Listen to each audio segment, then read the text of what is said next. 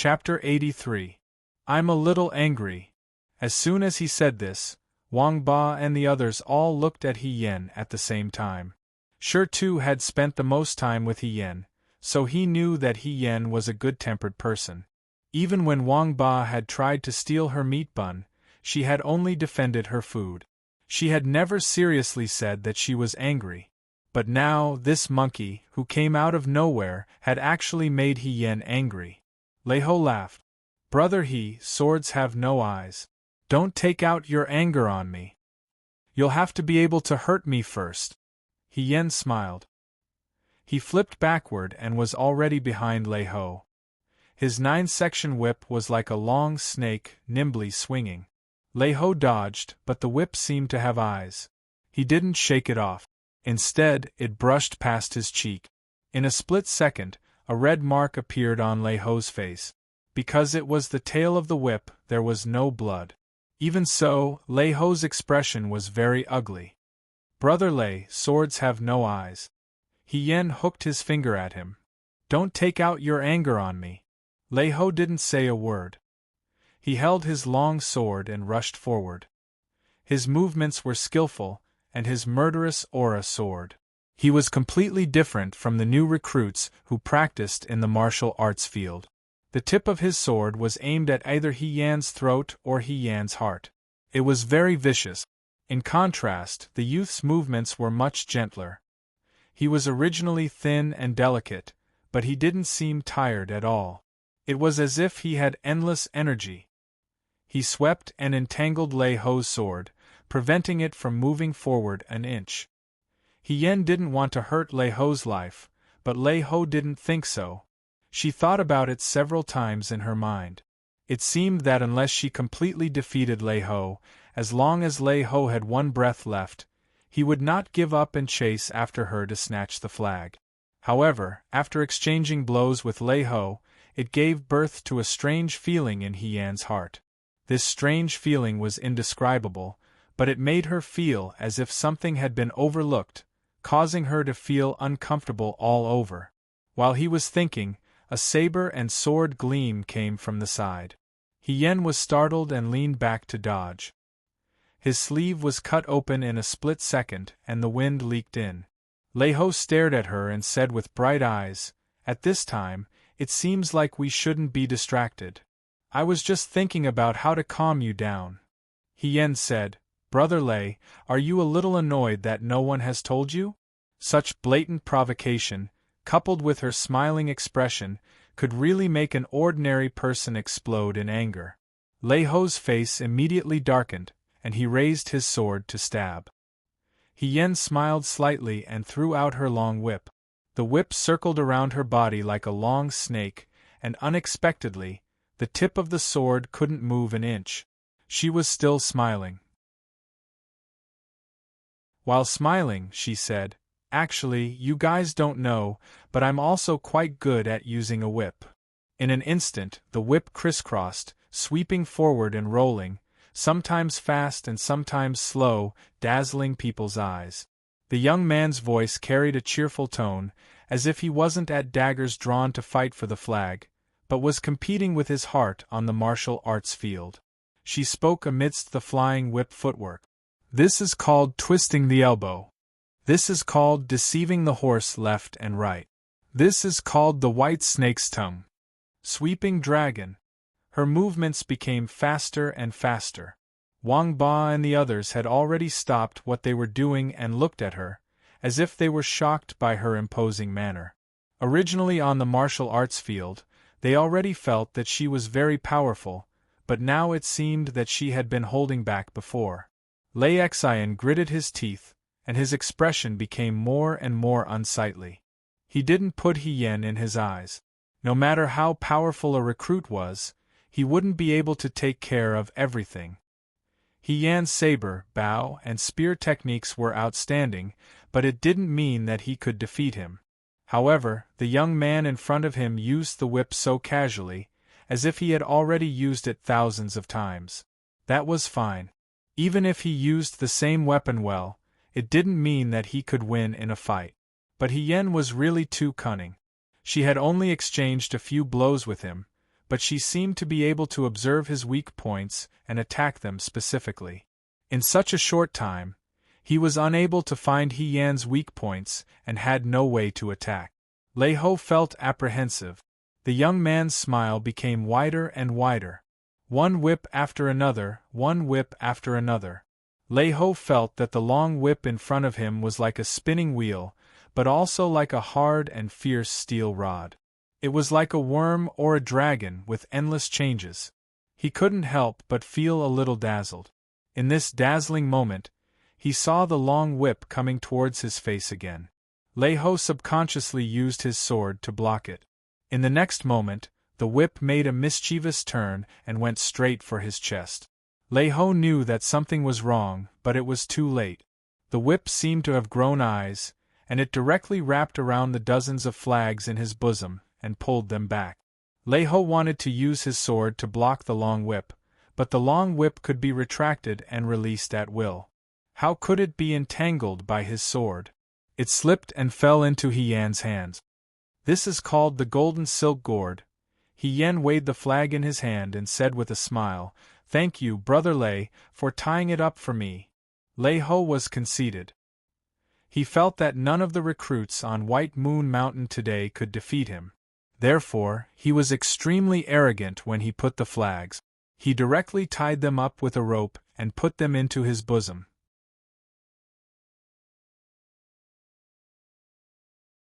But at this moment, He Yan took them all away. He couldn't help but feel a trace of regret. If he had been more careful and separated them, he wouldn't have lost everything so quickly. Now that he saw that He Yan took them all away, Lei Ho could no longer maintain his gloomy face. Without saying anything, he rushed towards He Yan.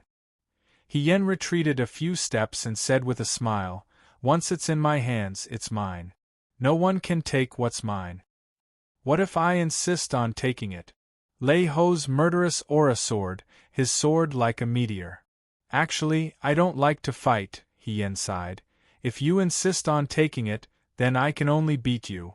The two figures collided in a split second. Wang Ba and Lei Ho's companions were already tired from fighting. Moreover, the flags weren't in their hands, so there was no point in fighting. They were already sitting under the tree watching from the sidelines. In their hearts, they were very clear that this was a contest between He Yan and Lei Ho. Whoever won would take the flags. Can you tell who's stronger between the two of them? Lei Ho's companions asked. Jiang Jiao shook his head. I can't tell. Do you even need to ask? It's definitely He Yan. Wang Ba answered matter-of-factly. Brother, why do you say that? I don't know. It's just a feeling. Do you want pine nuts? Huang Xiong handed him a pine nut. Thank you, thank you. Oh, it's delicious. Before he finished eating the pine nuts, he heard a dong sound. Everyone looked forward and saw that the two figures had separated. Lei Ho's expression didn't change. The youth smiled and held a long whip in his hand.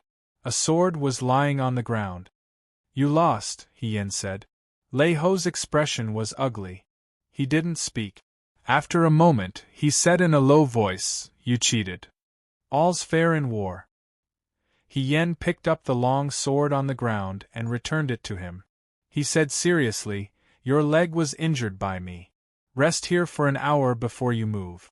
Otherwise, your leg will be affected and you won't be able to practice martial arts in the future. Lei Ho turned his face away and took the sword. He didn't want to look at her. It's okay.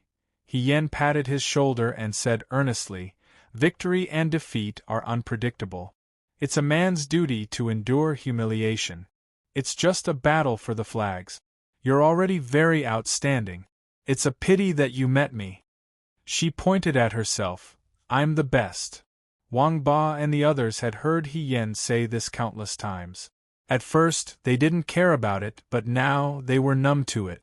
Moreover, she wasn't wrong. He Yan called Jiang Jiao, Let's go, and said to Lei Ho's companions, You guys rest here and protect Brother Lei. That person looked at her in confusion. You guys beat up so many new recruits on the mountain. When the new recruits come down and see that Brother Lei can't move, it's inevitable that they'll join forces to beat you back. That's why I said, she said righteously, don't think that evil is small. Lei Ho's group was left behind. Jiang Jiao and the others followed He Yan down the mountain. He said you cheated. Huang Xiong couldn't help but ask, how did you cheat? Actually, I wasn't trying to trick him, I was just purposely showing him a few flaws. He Yan shrugged. He wanted my life, and I just wanted him to be unable to leave, unable to catch up to me. He misunderstood my intentions, so. That monkey isn't that strong, Wang Ba didn't comment. He said he was strong, but he lost so quickly. So weak. That's where you're wrong. He Yan shook his head and laughed. He really is strong. Among the new recruits of the Liangzhou Guard, if I wasn't there, he would be the number one. He Yan had fought with this person before. She didn't know what this person used to do, but he didn't look more than 20 years old. Thinking about it, he must have practiced martial arts for at least 10 years. His skills were profound and his techniques were skillful. If there was a flaw, it would be that his killing intent was too strong. Even though he didn't take lives, with his fighting style, it was very likely that he would seriously injure his companions. It was because his skills were too good that his method of capturing the flag was so simple and crude. However, capturing the flag was never a matter of setting up an arena. Whoever could fight to the end would be the winner. Even though Lei Ho was very strong, he had been fighting with the other new recruits on the mountaintop, constantly going up and down the mountain. In the end, he still used up a lot of energy. When he fought, it was fine if it was only for a short time, but after a long time, his flaws became very obvious. He Yan went up and down the mountain today with the 5 of them. Wang Ba and the others also put in serious effort. Other than making arrangements, He Yan didn't really fight many times. Because she was full of energy, she also had enough energy to look for Lei Ho's weaknesses. He really won't follow? Jiang Jiao was still a bit doubtful and frequently looked back. I think we should go faster in case he follows. Don't worry, He Yan said. Unless he doesn't want to continue practicing martial arts in the future, he won't follow. But what you said makes sense, we should leave the mountain as soon as possible. In the room of the city guard, a game of Go was still unfinished. Shen Han's mind was preoccupied, and he didn't have the mood to play Go. The youth in front of him didn't seem to be anxious at all, nor did he care about the outcome of the battle for the flag. He leisurely drank tea and played Go, so calm that it made one's hair stand on end. The black-clothed imperial bodyguard came in from outside, walked to Xiao Ju's side and quietly said, He Yan bumped into Lei Ho and fought with Lei Ho. Lei Ho wasn't a match for him, and now all 20 flags are in He Yan's hands. He didn't avoid Shen Han, so these words were also heard by Shen Han, who immediately sucked in a breath of cold air. That Lei Ho, from the moment he went up the mountain to fight for the first flag, he had been noticed by them. This young man didn't reveal himself before, and if it weren't for this battle for the flag, they wouldn't have known that there was such a capable fighter in the Liang Province Guard. This person was even recommended by Instructor Du's relative. At first, they didn't see anything special about him, but now they knew that he had real skills. This person went up the mountain to fight for the flag, and fought with others without losing a single battle. He was different from He Yan, who hid in the dark and ambushed people. He only knew how to be straightforward, and didn't know how to hide. Fortunately, his skills were excellent, and he defeated countless people, taking 14 flags in one go, twice as many as He Yan. Originally, Shen Han was very much looking forward to the meeting between Lei Ho and He Yan. He really wanted to see who would win if the two really fought. Shen Han thought that He Yan was used to playing tricks, and that he might not be able to defeat Lei Ho if he directly fought like this. After all, Lei Ho's skills were indeed powerful. He didn't expect that Lei Ho would still be defeated by He Yan. He Yan's group is already walking down the mountain, Fei Nu continued. They can enter the formation in another hour. Shen Han looked at Xiao Ju. At first, he thought that there was no need to use a formation against a recruit. But now, Shen Han only had one thought in his mind. This young man was omnipotent, and there was nothing he couldn't do. He was afraid that this formation wouldn't be able to trap him. Xiao Ju's face was calm. She lowered her eyes and picked up Shen Han's white chess piece. Shen Han asked in a low voice, "Governor, will he win?" Xiao Ju's lips curled up. Maybe. The sun was gradually setting in the west. The sunlight changed from the brilliant gold of the day to a warm red. It seeped through the gaps between the branches and leaves, like a large piece of red clouds, soft and bright, like the red muslin worn by a girl. Wild birds chirped from the depths of the forest. It was probably because they already had 20 flags in hand, and victory was in their grasp. The group was in a very good mood. It was as if they didn't come to the mountain to compete for flags, but came out to play. At this moment, they were preparing to go home.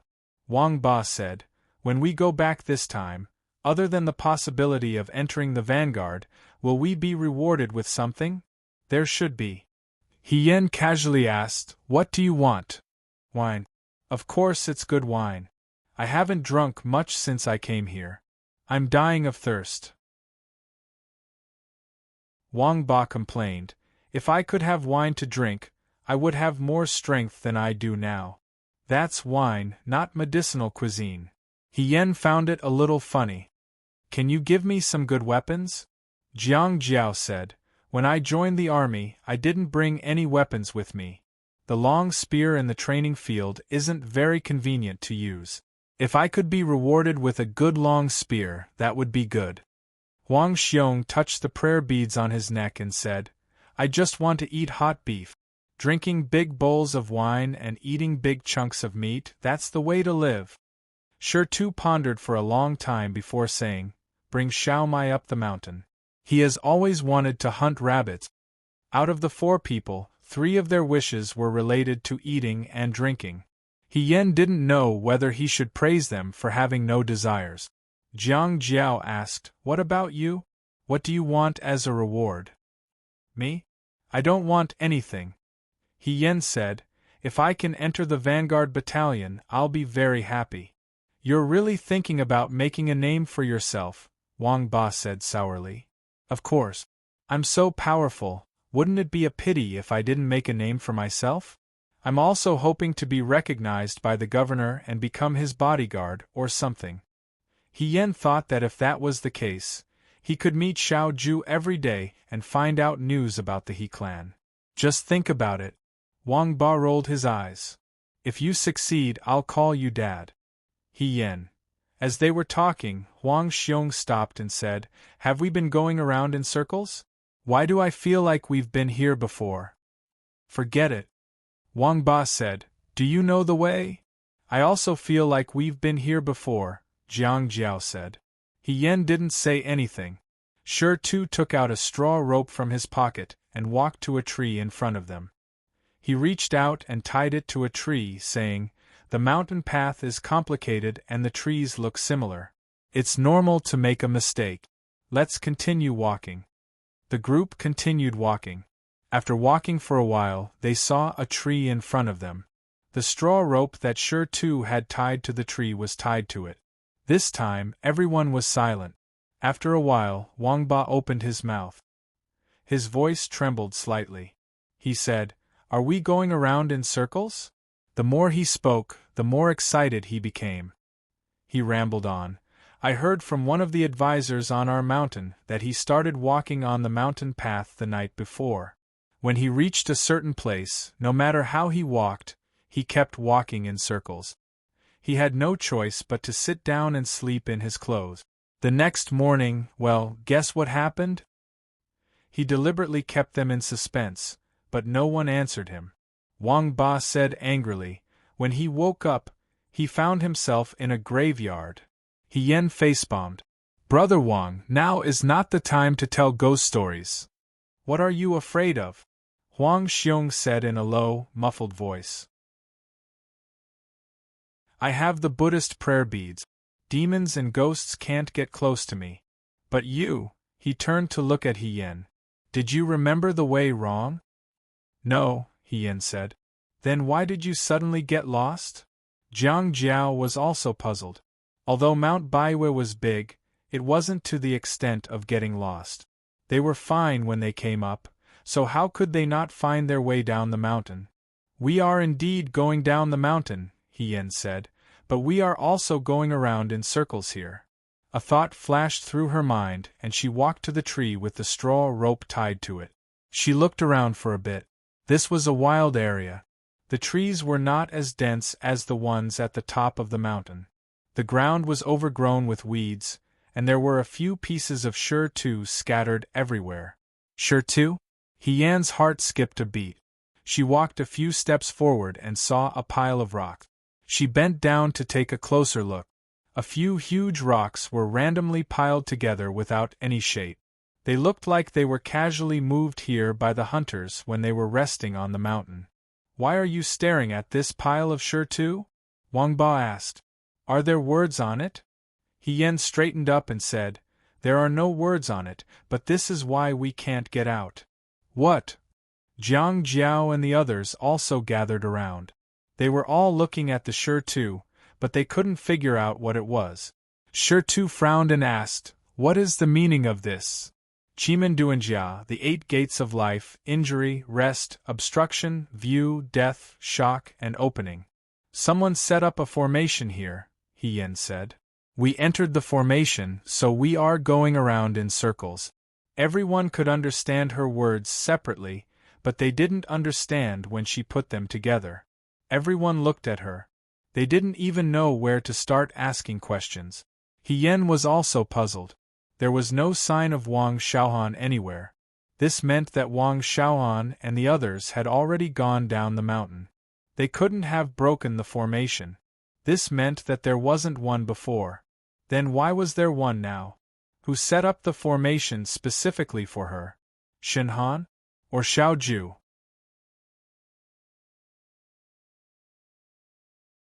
Chapter 84. After a while, Wang Ba couldn't help but ask, What is this formation you're talking about? It's a military formation.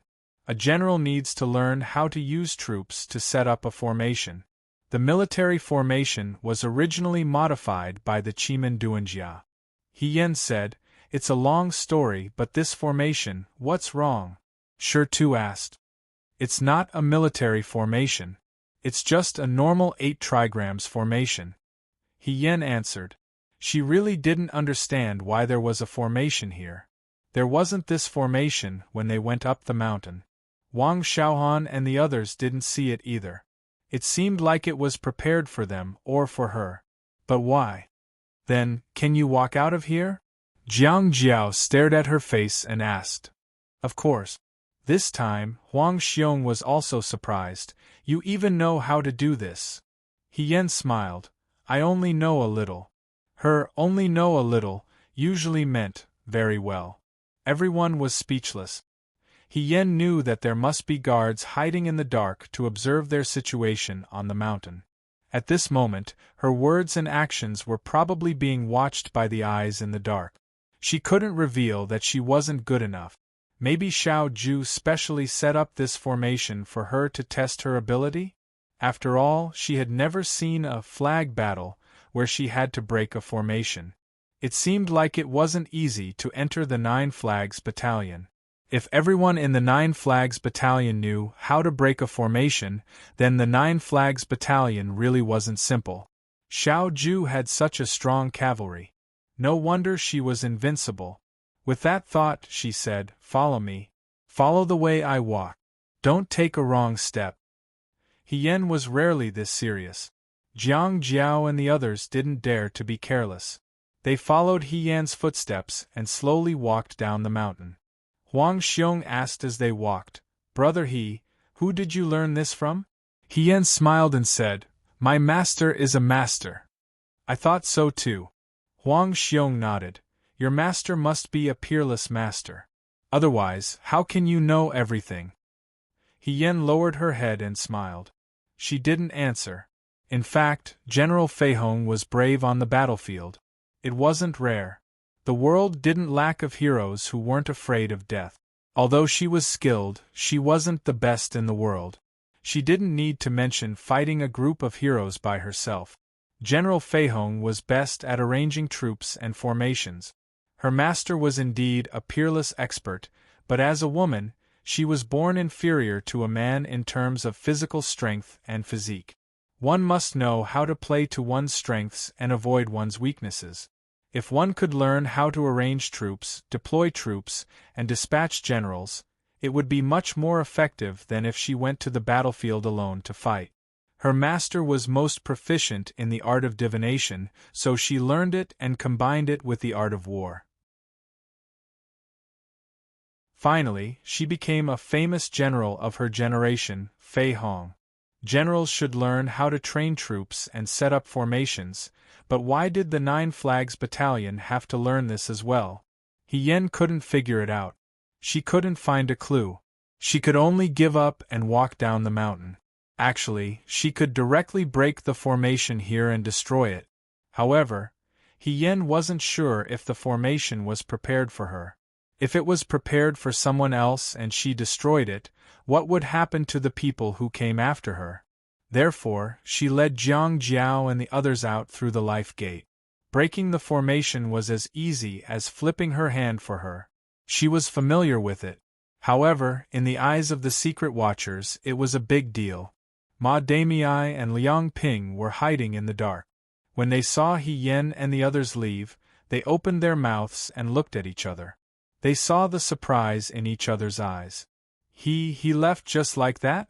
Liang Ping stuttered. As if nothing happened. Ma Damei said. He Yen didn't even stop to think. He didn't think about how to break the formation. He just glanced at it and knew how to get out.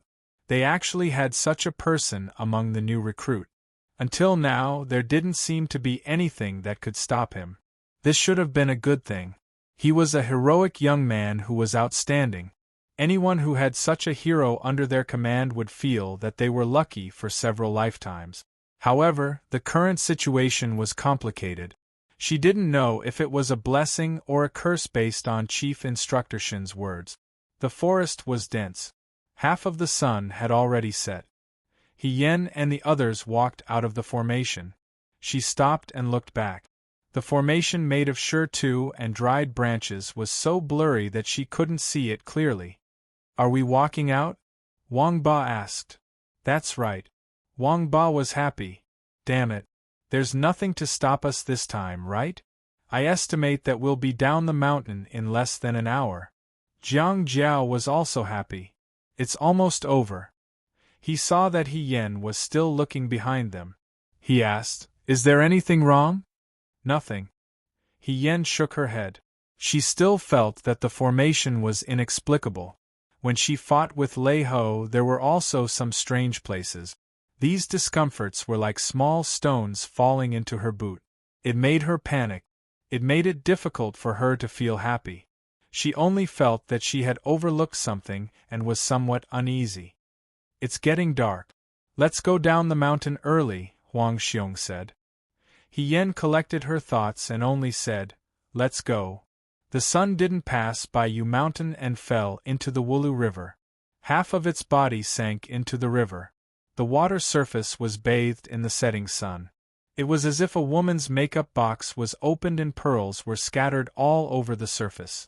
The pot of tea in the room was already cold. It was evening.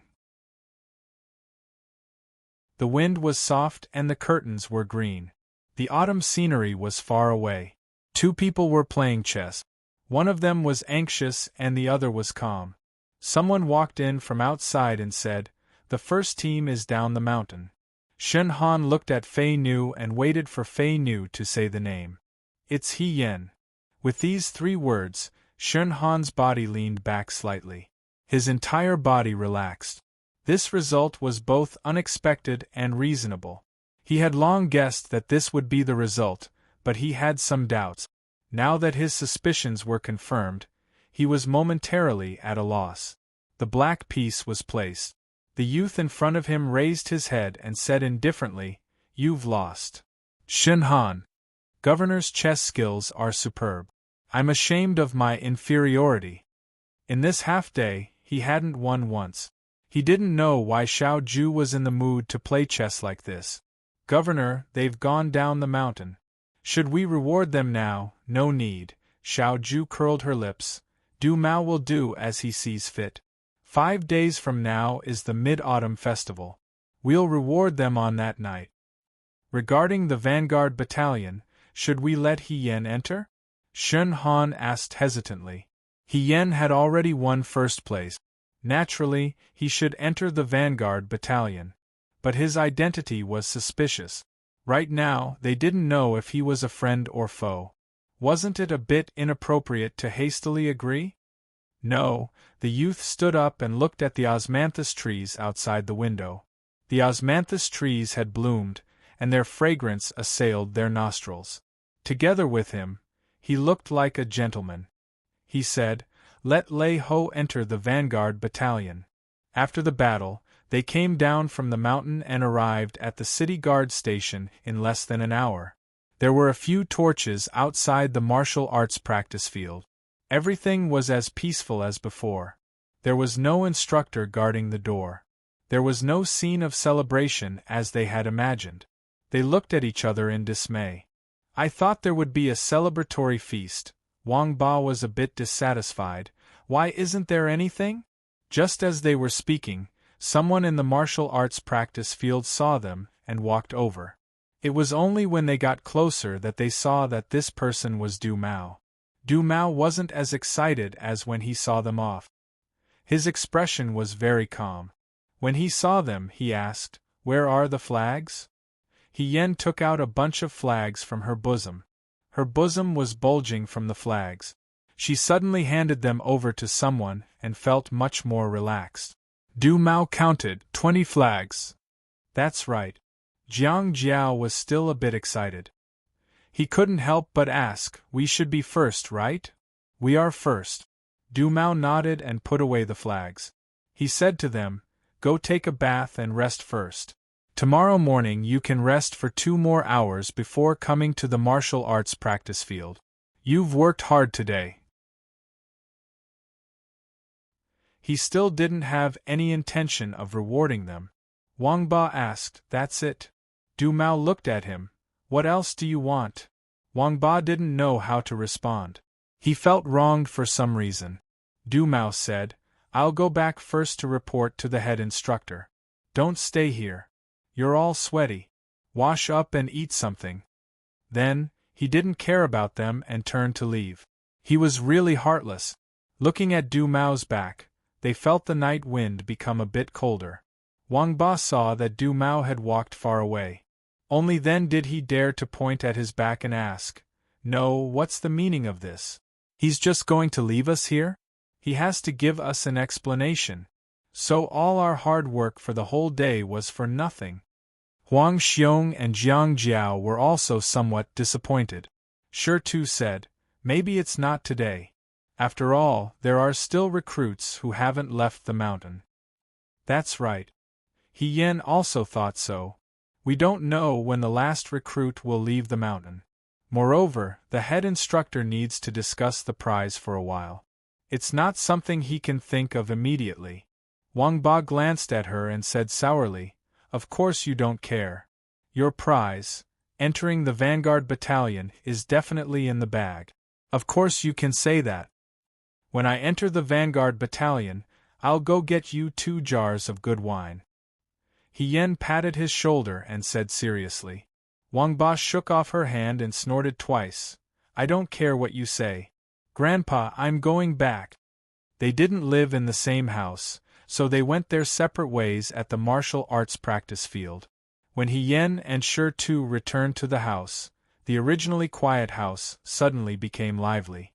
Xiao Mai was the first to rush up and threw herself in front of Shi Tu. "Brother, how was it? How many flags did you get? What rank did you get?" Shi Tu revealed a rare smile and said, "All of them." The house was stunned for a moment, and then suddenly cheered. He Yen was almost lifted up and thrown into the sky. Hong Shan shouted exaggeratedly, "All of them? You guys are too hard-working. You're good. You got first place again. I think it won't be long before you don't live in this house anymore. I heard that the soldiers in the Vanguard Battalion eat and sleep better than us. Sigh, I'm so jealous. Sure too, brother. Tell us quickly. How did you guys get the flags? That's right. There were so many recruits on the mountain. Did you guys fight? Did you have a good time fighting? You all got 20 flags. How could you not fight? You guys didn't seem to be injured. Are the others so weak?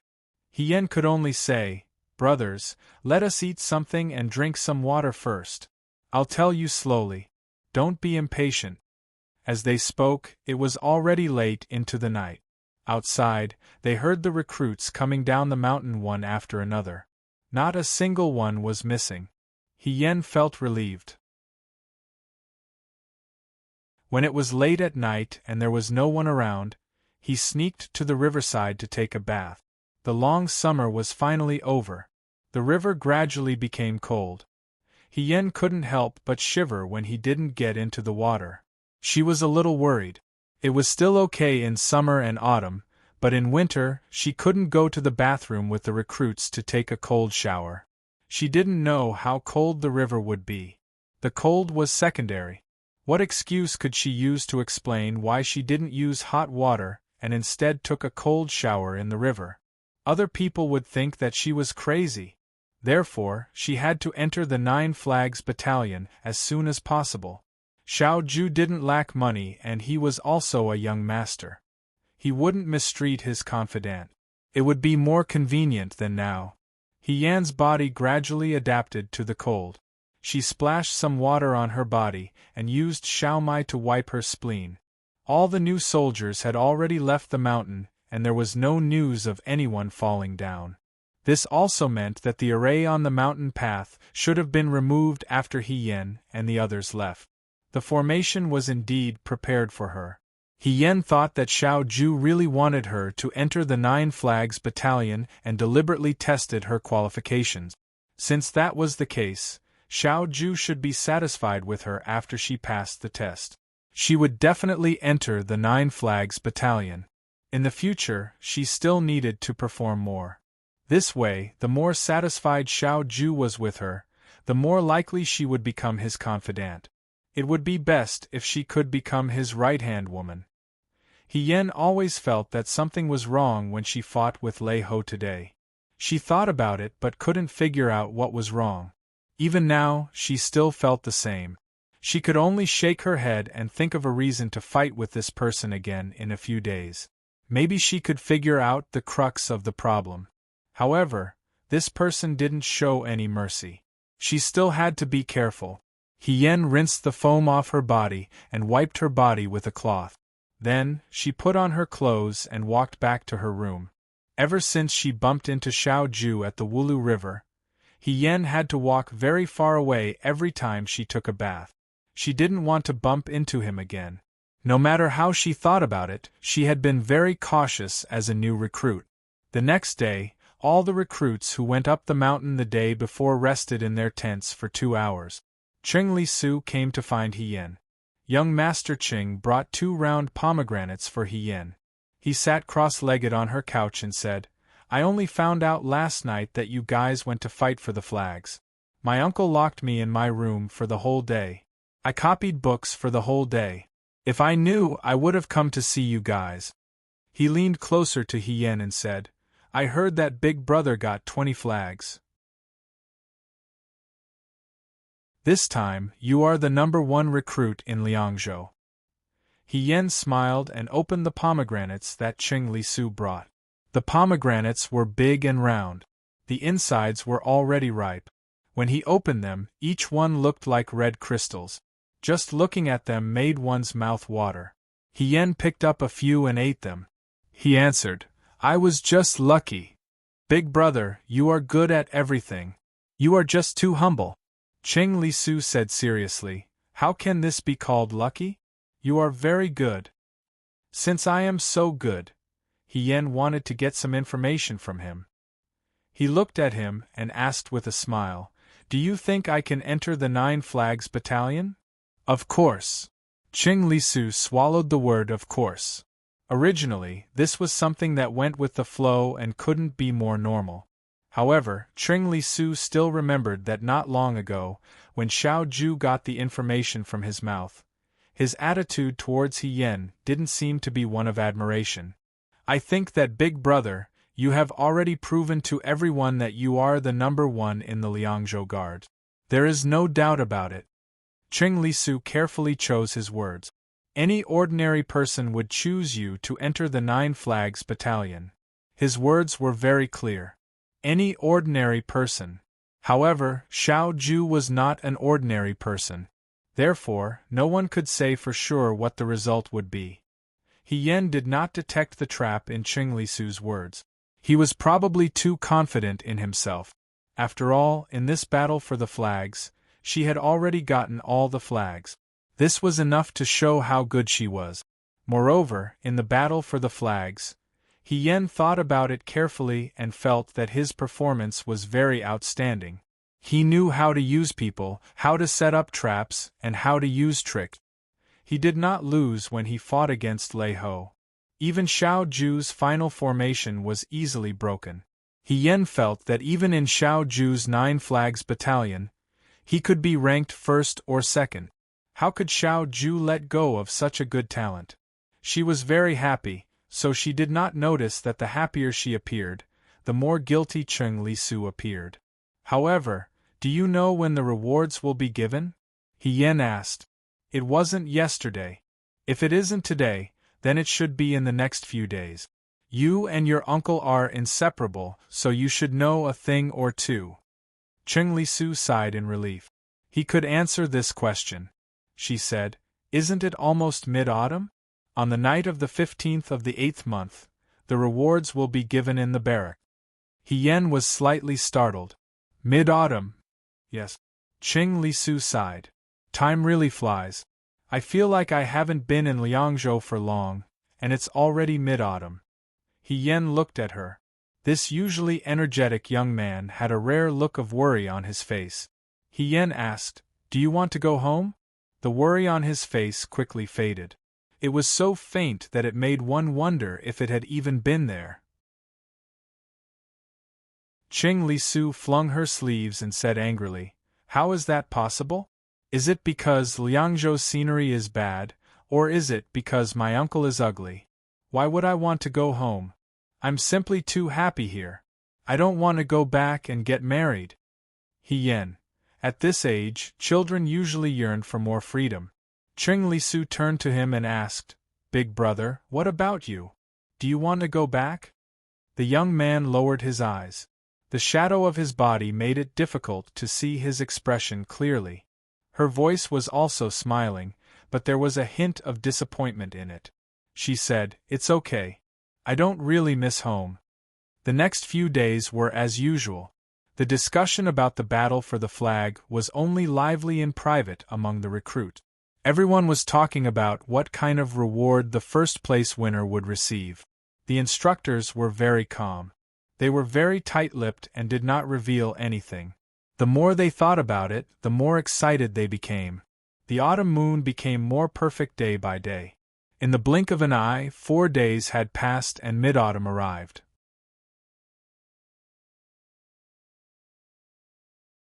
Chapter 85. The autumn geese flew diagonally across the sky, and the osmanthus trees gave off a sweet fragrance. The heat of summer had finally faded away, leaving behind only the coldness of late autumn. Early in the morning, when He Yen woke up, Xiao Mai handed her a pear. I picked it from the forest beside the training field.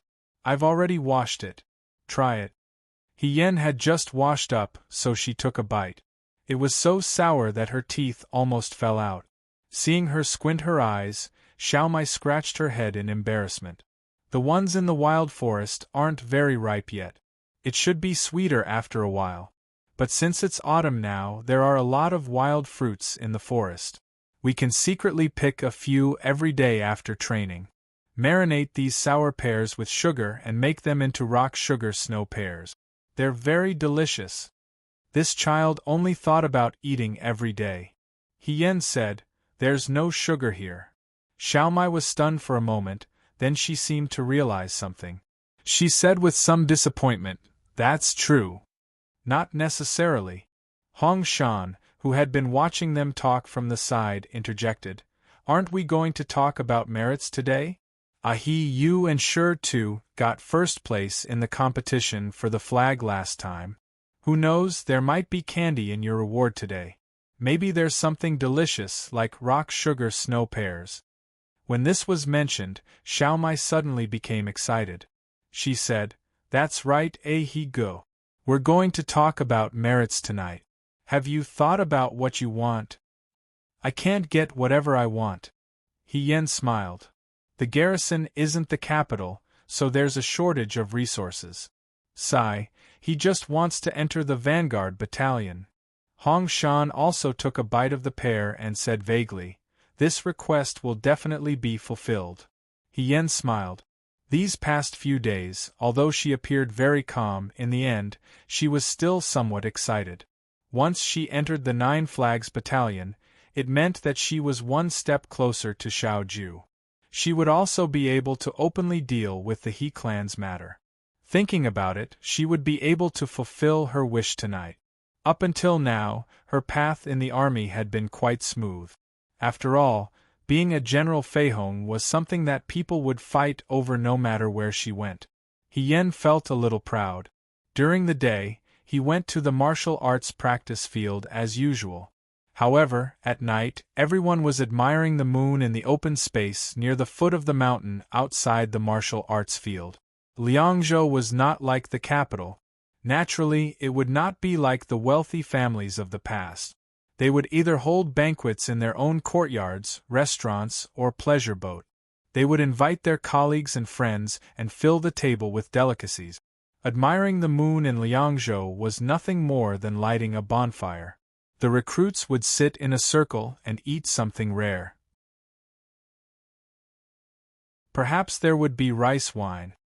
His companions bragged, gossiped, drank wine, ate meat, and looked at the moon.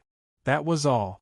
In the afternoon, Yen went back to his room and changed into a clean set of clothes. The new recruits of the Liang Province Guard had uniforms for spring, summer, autumn, and winter. They could wear spring and autumn clothes, and there were 2 in total, 1 red and 1 black. The style was simple and resistant to dirt. Yen changed into a red one and went to look for Qing Lisu. Qing Lisu had already come to the martial arts arena in the morning and told Yen to look for him in his room in the evening. Yen guessed that Qing Lisu wanted to give him something to eat.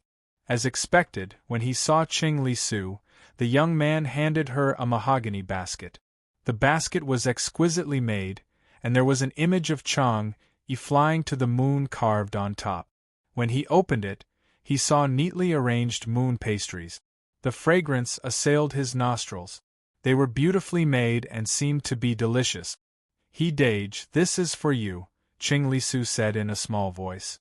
"The moon pastries distributed by the Liang Province Guard are too rough. I'll give you the one someone gave me."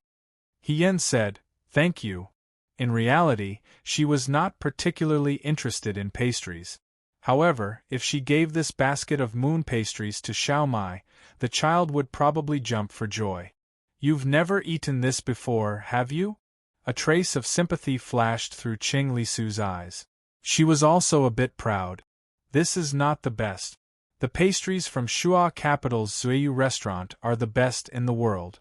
In the future, when we return to the capital together, I'll treat you to a meal at Zuiyu restaurant. I'll tell you a secret," Qing Lisu said as if she was presenting a treasure. "My uncle also likes the food at Zuiyu restaurant." Yen thought that Qing Lisu was the same as Yunqing. She worshipped and admired Xiao Ju unconditionally. She thought that if she received Xiao Ju's approval, then she would not be bad. However, to be honest, Xiao Ju was indeed not bad. After he thanked Qing Lisu for her gift, the sky gradually darkened. Yen carried the basket of pastries out the door. At this moment, a bonfire had already been lit in the wilderness at the foot of the mountain. The bonfire was bright. Many new recruits had already arrived and were sitting on the ground near the bonfire. It was said that every new recruit would receive meat pies and oranges. There were also wooden sticks set up near the bonfire. Rabbits and fish were strung on them. It was obvious that they had been hunted on Baiwe Mountain. It seemed that there would be meat to eat today. Hien was in an extremely good mood. He even swung the basket one after the other. The aroma of roasted game lingered nearby, making people feel hungry. She also saw that there was a large wine jar near each bonfire. The wine was probably not good wine. The smell was a bit pungent. However, at this time, only strong wine would be comfortable. She came a bit late. She first went to find Xiao Mai and the others. When she passed by the other new recruits, they all looked at her with a strange expression. They were probably guessing what good things she would get today. Hien happily walked forward. When he reached a place near the foot of the mountain, he saw Xiao Mai and the others. Xiao Mai and the others were surrounding a bonfire. Hien waved at him from afar and called out, "Xiao Mai." When the young man heard her voice, he turned his head and looked over. However, he did not respond to her as enthusiastically as usual. He seemed to be a little hesitant. Hien walked closer to take a look. Other than Hong Shan and Shi Tu, Jiang Jiao, Wang Ba, and Huang Xiong were also there. The three of them gathered together. Hien put down the basket in his hand and sat down cross-legged. He opened the basket lid and said with a smile, "Look what I brought for you? You don't have to thank me." She picked up an exquisite moon ball and handed it to Xiao Mai. This child was used to being greedy. She said, "Here." Xiao Mai was stunned for a moment. She slowly reached out and took it. She opened her mouth and wanted to say something but did not say it. Hien said to the others, "If you want to eat, take it yourself." No one responded to her. Hien raised his head. Everyone was staring at him. The way they looked at him was a little strange. Even the carefree Hong Shan was strangely silent. Hien asked suspiciously, "What's wrong? Why do you all look like you've seen a ghost? Did something happen?" Hong Shan turned his head. Jiang Jiao's eyes flashed with a trace of sympathy. He said, "Hien, don't be sad." "Why would I be sad?" Hien was confused. The atmosphere was suffocating. Hien looked at Huang Xiong. Huang Xiong looked away and rubbed the prayer beads in front of his chest. He looked like he had nothing to do with the affairs of the world. However, Wang Ba could not help but say, "Well, even if you didn't enter the vanguard, don't be too sad. Where there's a will, there's a way." Hien breathed a sigh of relief and said, "I was wondering what happened. How could I not enter the vanguard, I—" Her words suddenly stopped. She looked at everyone. Everyone's faces were unbearable. She moved her lips and heard her own voice. It was as if it was floating in the air. "You really didn't enter? When you weren't here, Chief Instructor Shen went over there. Lei Ho entered the vanguard. You weren't mentioned." Xiao Mai carefully chose her words. Did they miss out? Hien still had a trace of luck in his heart. Maybe it's because I didn't come just now. I asked Chief Instructor for you. Shi Tu said softly. In this battle for the flag, none of us entered the vanguard. Among the others, apart from the others, that Lei Ho luckily entered. Hien became silent. Everyone stared at him nervously. Hien wanted to enter the vanguard. This matter was obvious to everyone. When he first came to Liangzhou, he could barely run while carrying weight. At that time, this youth forcefully endured it for the sake of entering the vanguard. His skills were so outstanding, and he even obtained first place in the battle for the flag. Not only did he not understand, but even in the eyes of the people around him, they also felt that it was incomprehensible. "It's okay, don't be angry." Hong Shan comforted her. "Isn't it just the vanguard? We don't care. Let's go to another camp. Infantry camp, cavalry camp? As long as you have the ability, why worry about not being appreciated? He is such a fine horse. He needs to be appreciated by Bo Lu. If they don't want you, it's because they don't have the foresight. That's right. Jiang Jiao also felt sorry for her. He Yan was far more worthy of being an opponent than Lei Ho. You're so strong. You're like a raging fire that can see true gold. In the future, people will know. Everyone was talking at once to comfort her. But when they saw the youth, who had always been bright and cheerful, for the first time, lowering his head and not saying a word, his entire body filled with dispiritedness and dejection, they gradually quieted down. Hong Shan poked Xiao Mai's arm, indicating for Xiao Mai to say a few words. Xiao Mai was racking her brain to think of something to say when He Yan suddenly stood up. Without saying a word, he was about to walk out. Hey, where are you going? Huang Xiong grabbed him. The youth hatefully said, I'm going to find Xiao Ju and ask him why he chose Lei Ho and not me. What part of me can't compare to Lei Ho? My name isn't even in the vanguard. Hong Shan was shocked. He didn't think that He Yan would angrily call out the governor's name. He hurriedly stopped He Yan's movement. You can't be so impulsive. If you go find military governor Xiao now, it will only make him unhappy. In the future, it will be even more impossible for you to go to the vanguard. Yes. Xiao Mai clumsily tried to persuade him. A He Gu, military governor Xiao might be deliberately keeping you around so that you can do something else, such as go to another battalion. You're so powerful, there's no reason for him not to choose you. I'm powerful. He Yan was so angry that his face turned green. Let Xiao Ju stand in front of me and we fight. I don't think he'll be able to beat me. Jiang Jiao hurriedly covered He Yan's mouth. For him to say such words, it could be seen that he was really angry. Everyone was afraid that he would find trouble with Xiao Ju in a fit of anger, so they hurriedly pulled him back to his seat. Huang Xiong said, Young man, don't be so impatient. As long as you're alive, you won't have to worry about firewood. Right now, he's the military governor and you're a new recruit.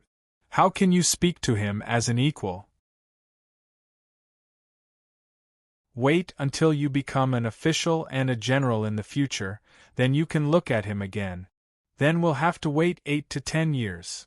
Wang Ba muttered, Who knows if he'll become a general?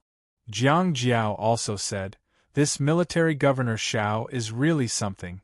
We're clearly first, and Lei Ho was defeated by He Yan. Why would he abandon He Yan and choose Lei Ho? I heard, Wang Ba thought for a moment, that Lei Ho seems to have some relationship with one of the instructors here. They might be relatives. Maybe he got in through the back door. I think these nobles have power and influence, so they don't care about the lower class.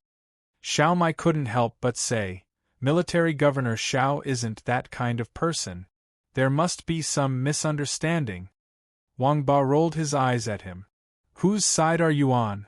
Xiao Mai didn't say anything. Everyone. He Yan suppressed his anger and said, I have a terrible headache. Can you give me some peace and quiet for a while? Everyone immediately fell silent. The bonfire danced in front of them. The night sky was dyed red by the flames.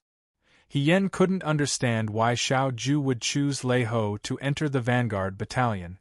She admitted that she had been blind for some time, but compared to Xiao Ju's blindness, she was still far from it. Could it be that she didn't perform well in the Liang Province Guard? She couldn't have performed better.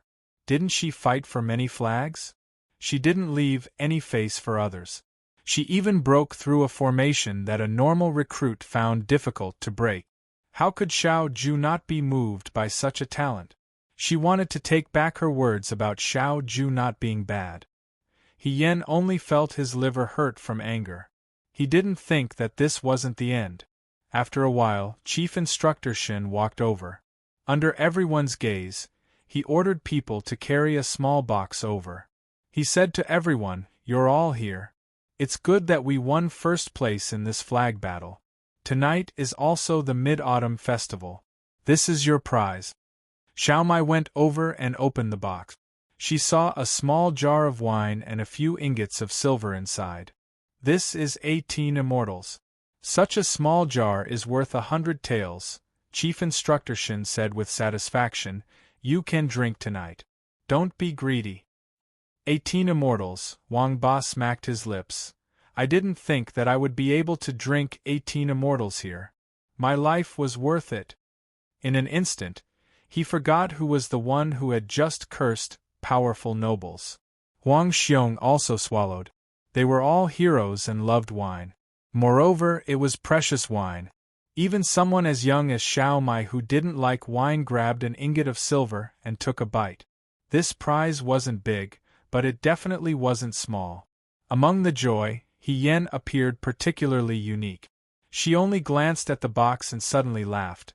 It seems that our commander-in-chief doesn't have a good life. Shen Han was stunned. He's so poor.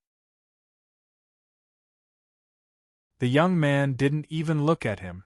He took a branch and fiddled with the firewood in the fire. He lowered his head and muttered to himself. Everyone could hear the sarcasm in his words. Hong Shan covered her mouth and smiled apologetically to Shen Han. This brother is drunk. He's drunk, he's talking nonsense. Chief Instructor, please don't lower yourself to the same level as a child. Shen Han inexplicably left. After Shen Han left, Hien looked at the box on the ground and couldn't help but sneer. This little thing, are you trying to dismiss a beggar? Brother, this little thing is good enough. Huang Xiong patiently said, You're taking your anger out on him. Hien was suppressing her anger and didn't want to speak. Huang Xiong sat down beside her and held her shoulder. Looking at the dancing flames in front of him, he said in a low voice, Young person, don't be disheartened. It's just that you've encountered a hurdle. Look at me. He pointed to himself. You've only lost a chance to enter the vanguard. Back then I had nothing. He couldn't bear to touch the jar of 18 immortals. He only took the jar of yellow wine and poured 2 large bowls. He gave one to Hien and took the other for himself. He tasted a mouthful, saying, Such strong wine. Seeing that Hien didn't speak, he pointed to the prayer beads around his neck, saying, This is my mother's. The prayer beads were dark and flashed with a warm light. It was extremely incompatible with his valiant physique, but she had never seen Huang Xiong take it out before. He then pointed to the blade beside him. This blade has killed 19 people. These words were somewhat frightening. For a moment, even Wang Ba and the others looked at him. The light in Hien's eyes moved slightly, looking at her. Seeing that she finally reacted, Huang Xiong said in a low, muffled voice, Back then, I was as old as you. Our family had a blade manual that was passed down from our ancestors. After someone found out, they came to buy it. My father refused to sell it. At that time, my companions and I went outside to cool off. After we came back, our entire family was silenced. All of our belongings were still in the house, but the blade manual was missing. Xiao Mai cried out in alarm, This is, for the blade manual, someone exterminated my entire Huang family. When Huang Xiong said this, his expression was very calm. She didn't know if it was because too much time had passed, or if it was because of something else. He said, I reported it to the government, but the local officials couldn't do anything about it. Therefore, I personally investigated it. I used up all of my family's wealth, and carried a blade for 1,000 li alone, searching for traces of the culprits. After a full 3 years, I finally found where they were. I was afraid that I wouldn't be able to take revenge, and would instead lose my life. I wasn't afraid of death, but I didn't want to die in vain. I was the only one left in the Huang family. If I died, no one would seek justice for them. Therefore, I pretended to be a coolie and entered that family's house. During the day, I observed the terrain and their daily habit. At night, I practiced my blade skills. A year and a half later, I found an opportunity and took revenge for my Huang family in one night. This story was thrilling, but he told it in a casual manner. The danger in it could be imagined. However, the bald man's eyes were only calm. He looked at Hien and said, 10 years is not too late for a gentleman to take revenge. If I risked my life to seek justice from them at that time, in the end, it would only be a life and death struggle. But now you see, the enemy is dead and I'm still alive. I can even drink wine and eat meat with you here. Tell me, who won? He wanted to use his own matter to tell He Yen not to act on impulse. He Yen smiled and was about to speak when he saw Jiang Jiao reach out and pour himself a bowl of yellow wine. He raised his head and took a big gulp. He was not as good at drinking as Huang Xiong. His face was red from the spiciness of the wine. He reached out to wipe the wine stain on his lips and blurted out, "That's right. Who doesn't feel sad at times? What are you doing? Look at me, the young master of the martial arts school. That sounds good. I also have a fiancé." Xiao Mai widened her eyes and was about to ask, but Shi Tu nudged her and made her quiet down. "Do you know how she died?" Jiang Jiao's eyes were a little red. He said in a muffled voice, "She died for love. She liked someone else and refused to marry me. She died for love with that scholar. Tell me, do you think I'm worse off than you?" No wonder Jiang Jiao, with his good looks and skills, joined the army. After this incident, he was disheartened and left his hometown. What the eye doesn't see, the heart doesn't grieve over. Everyone looked at Wang Ba. Wang Ba was puzzled and then said angrily, "Why are you all looking at me? I don't have a story. Are you all crazy? Why are you talking about this nonsense? Are you all here to see who is worse off?"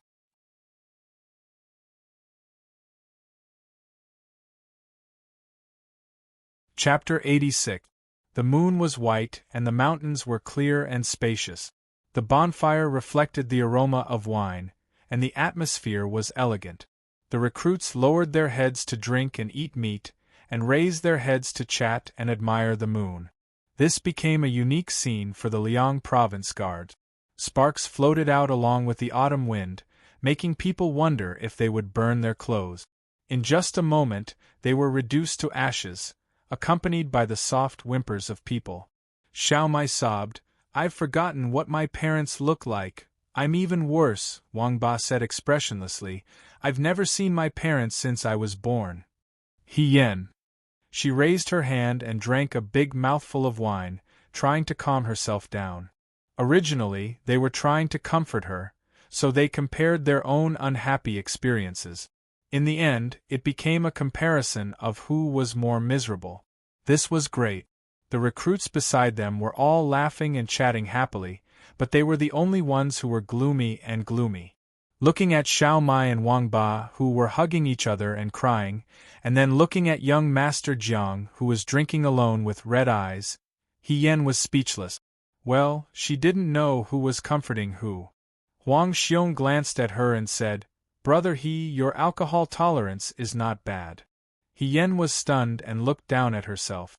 Unknowingly, she had already drunk 3 bowls. She didn't know how much the original lady he could drink, but she thought that the weak lady he wouldn't drink such pungent and strong alcohol with a chipped bowl. However, to the previous General Feihong, this was very familiar. When it was cold, when she was afraid, when she was upset, when she was hungry, if she had alcohol at hand, she could temporarily resist the difficult times. Alcohol could drive away the cold, strengthen one's courage, satisfy one's hunger, and drown one's sorrows. When she was in Shuajing, she didn't touch a single drop of alcohol, afraid that she would be exposed. When she was in the Fua Army and in Mo County, she gradually became used to drinking. She had also trained her alcohol tolerance. None of the young generals and new recruits in the tent could drink as much as her. Sometimes, when celebrating a great victory, she was the only one who could drink until the end. This might be the legendary Duguchiobai. What surprised her the most was Shi Tu. She had thought that Shi Tu, who had grown up in the mountains and looked strong, could hold his liquor well. Unexpectedly, he fell asleep before he even finished half a bowl of wine. Was he drunk just like that? His remaining half bowl of wine was taken away by his younger brother, Xiao Mai. He drank with Wang Ba and said, I didn't expect everyone to be in the same boat. In this case, we will be a family in the future." After saying that, he drank it all in one gulp. His nose was stung red by the spicy wine. Then, in less than the time it took for an incense stick to burn, he followed his elder brother and fell on his back, drunk. Hien said, "You really are biological brothers." Wang Ba felt like he had lost a drinking buddy in such a short time, so he went to put his arm around Jiang Jiao's shoulder and handed Jiang Jiao a skewer of roasted rabbit meat, saying, "Don't just drink to drown your sorrows. Come, eat some meat. Your fiancé didn't choose you because you two weren't fated to be together." This was the first time he said something like a human. In life, meeting and parting are all fated. There's no need to force it. Jiang Jiao took the rabbit meat from him and continued to drink silently. Seeing this, Huang Xiong smiled. He looked at the moon in the sky and said to himself, "I miss my family." Hien took out a moon ball from the basket of desserts that Qing Li Su gave her. The moon ball was small and shaped like a water chestnut flower. On top of it was written the words, "Good flowers, full moon" in red. She took a bite and tasted the sweetness of sesame and peach kernels. "If they were still alive, I wouldn't be here. I would be in the village," Huang Xiong said. "My mother's cooking is very delicious. I want to eat her cooking." Hien lowered her head and ate the biscuit silently. Huang Xiong asked, "What about you?" He turned his head and looked at Hien. "How do you spend your days at this time in the past? The Mid-Autumn Festival in the past?" Hien was a bit absent-minded. Before she joined the army, she spent the Mid-Autumn Festival with other people in the He family.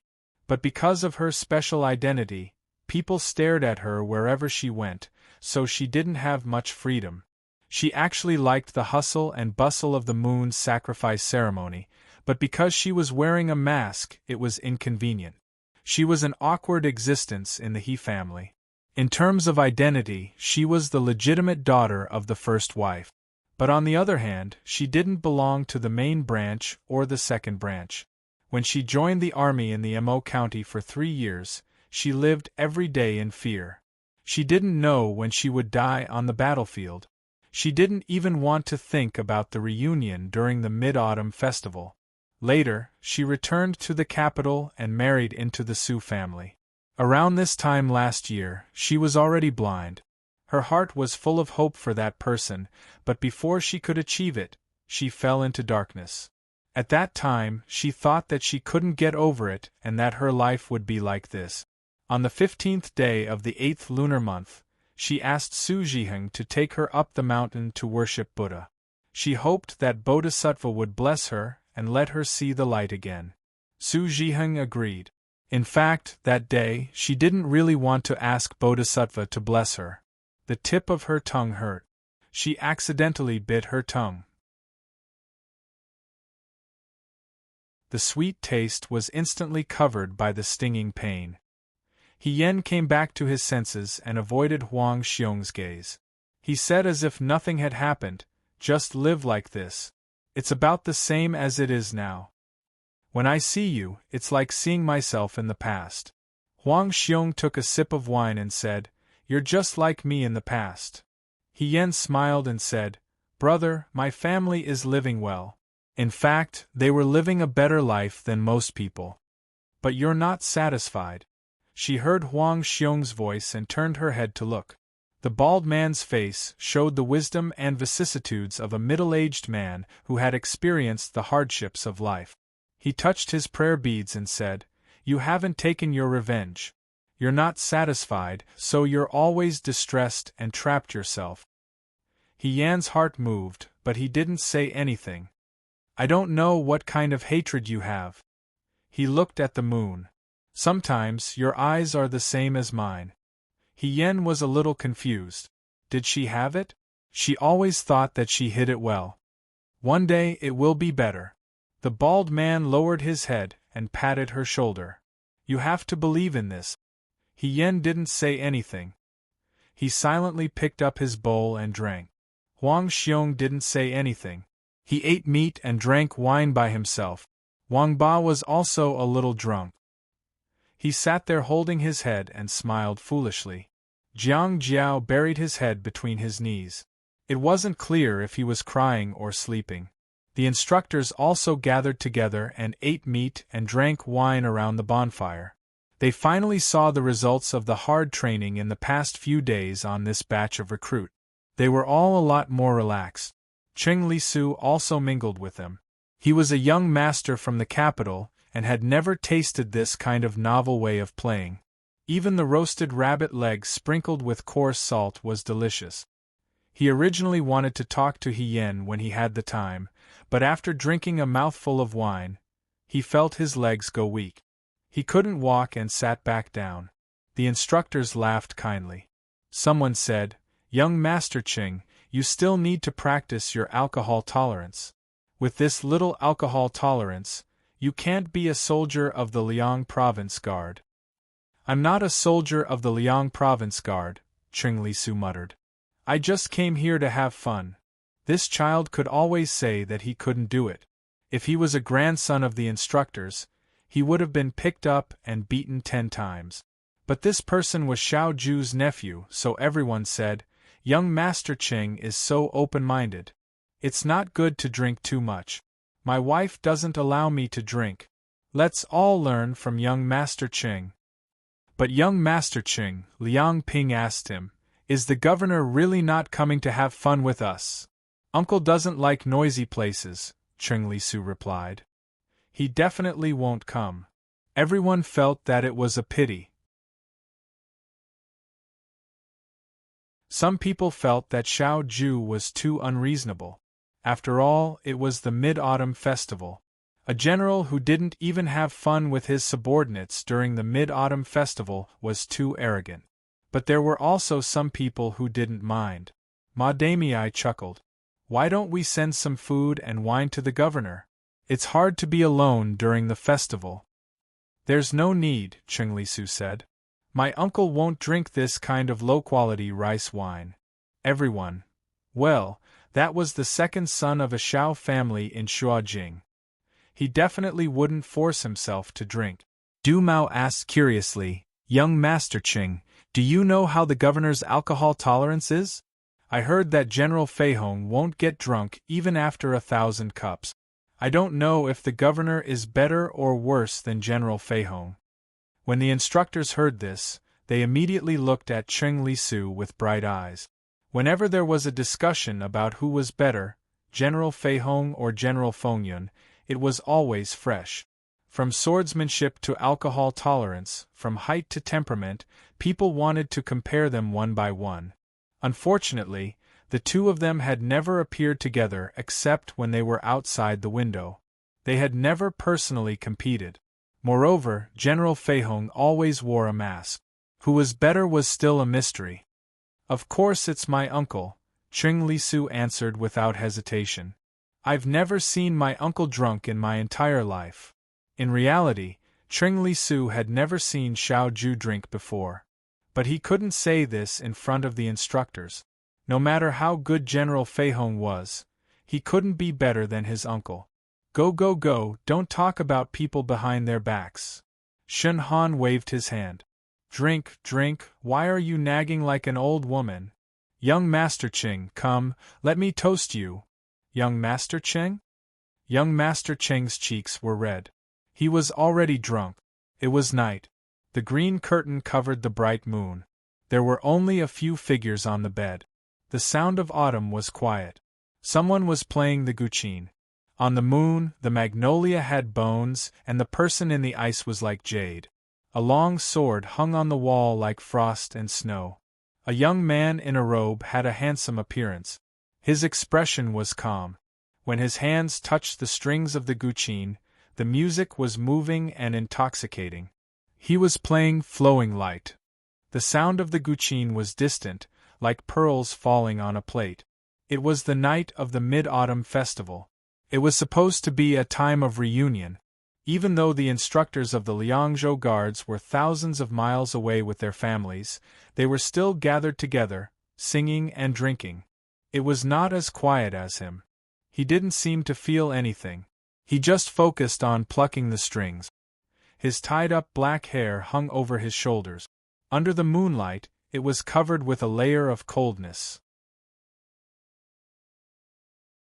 From spring to autumn, from summer to winter, it seemed like it was just the blink of an eye. The moonlight was even colder because of his guqin. The night sky was as clear as water. The sound of the guqin seemed to float endlessly in the vast sky. It made people want to cry. Suddenly, something smashed into the courtyard. It made a crisp sound and interrupted the cold sound of the guqin. Xiao Ju paused and raised his head. Through the window, he saw that something had been thrown in from outside the courtyard.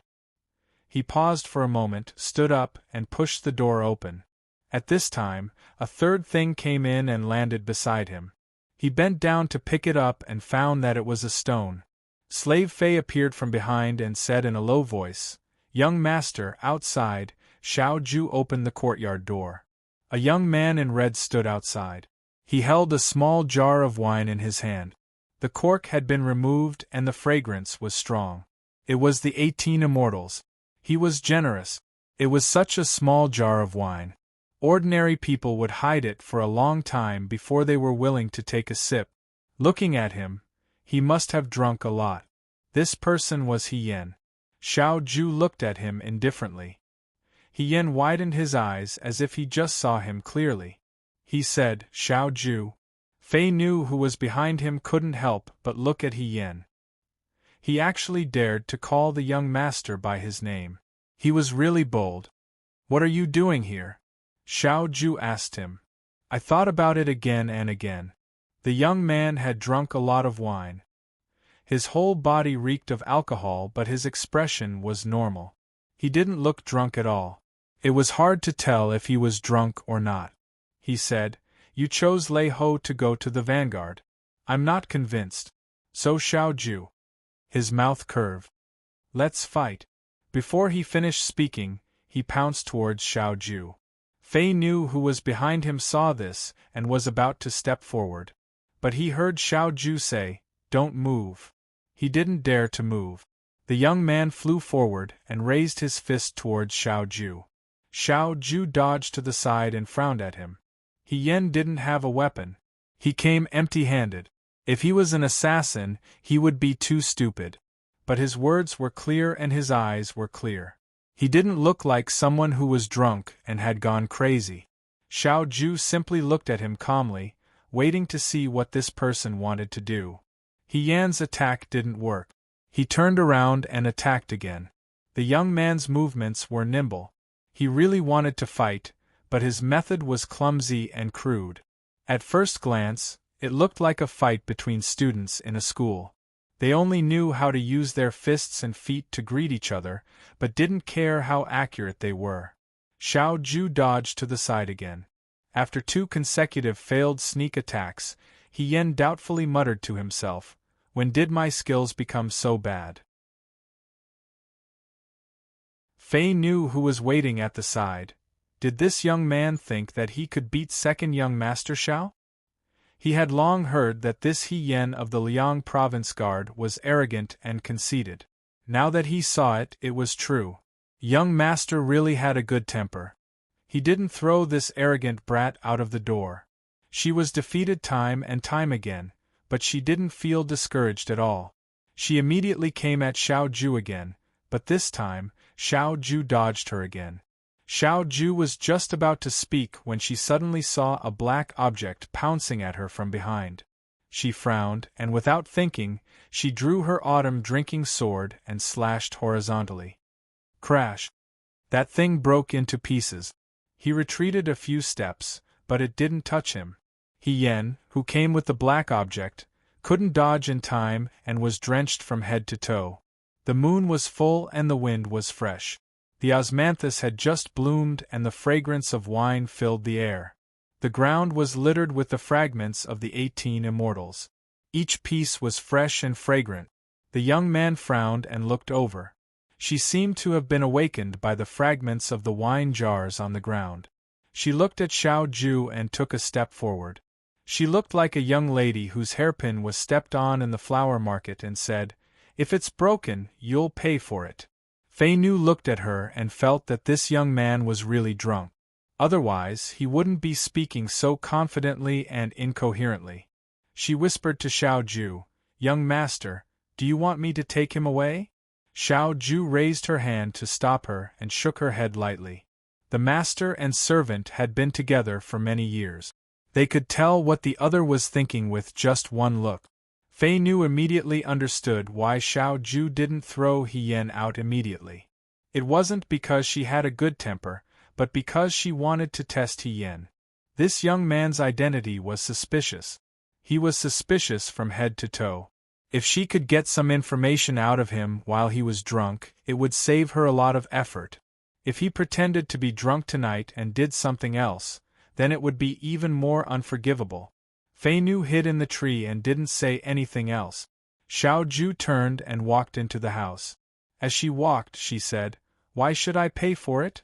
Hearing this, the young man rushed into Xiao Ju's house. She ran so fast that she even staggered a bit. She rushed in front of Xiao Ju and blocked Xiao Ju's path. She said, "Do you know who I am?" Xiao Ju laughed, her eyes cold. "Who are you?" He Yan slapped his thigh. "A real man never changes his name. I am He Yan, Liang Province's #1 guard." Liang Province's #1 guard? Xiao Ju looked at her with a smile that wasn't a smile. "Who told you that? Do I need someone to tell me?" She didn't know if the young man was drunk or not, but his tone was amazing. "I know what I'm doing." Xiao Ju walked around him and put down her sword.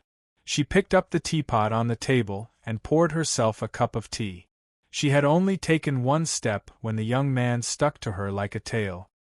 He stood in front of her and asked, "Tell me, am I short?" Did this person like to compare height with others when he was drunk? Xiao Ju glanced at his hair that just reached her chest and nodded. "Yes." "He Yan, I'm not short." "Xiao Ju." He Yan asked her again, "Am I stupid?" Xiao Ju stopped pouring tea and stared at him. She said slowly, "Stupid?" He Yan, "I'm not stupid." Xiao Ju suddenly regretted that she didn't throw He Yan out of the courtyard immediately. Instead, she came here to ask for trouble. Other than listening to his nonsense, she didn't seem to get any useful information. Either He Yan was too stupid, or this person was so astute that not a single drop of water could leak out. "What else do you want to say about yourself? Let's talk about it together." He lowered his eyes and said indifferently, "He Yan, I'm tall and mighty, fierce and invincible, handsome and righteous. I'm such a righteous person. Why doesn't anyone like me? Do you know how hard I work every day?" "Xiao Ju, because of you, I'm very unhappy tonight. Let me ask you." She took a step forward and put as much distance between her and Xiao Ju as possible. She looked up at him and asked eagerly, "Do you like me?" Xiao Ju took a step back and put some distance between them. He brushed his sleeve that was out of shape because of her tugging. It was as if he had seen the plague. He replied calmly, "I'm not gay. I'm not gay either." He Yan muttered and suddenly raised his head. His expression was sad and angry. He asked loudly, "Then why do you prefer Lei Ho over me? That person is only a little taller than me. How can he compare to me? Whether it's appearance, martial arts, or our past relationship, Xiao Ju, you're too much. You have no taste. I'm very disappointed." At this moment, Shun Han, who had just walked out of the room and was about to deliver some roasted rabbit meat to Xiao Ju, covered his mouth in surprise. Just now, he seemed to have heard an incredible secret. Inside the room, a young man wearing a white undershirt looked at the person in front of him speechlessly. The young man looked up at him.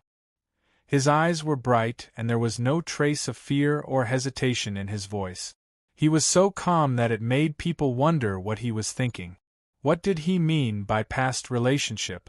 It was just that he had given him some medicine from the Mandarin duckpot. How could it be a past relationship? This person was too friendly. But it's nothing. The young man suddenly raised the corner of his mouth. He smiled slyly and said in a low voice, "You chose Lei Ho to enter the vanguard. Every day I'll find Lei Ho to spar with. 10 times I'll lose 10 times. Everyone in the Liang province guards will know that Xiao Ju is blind.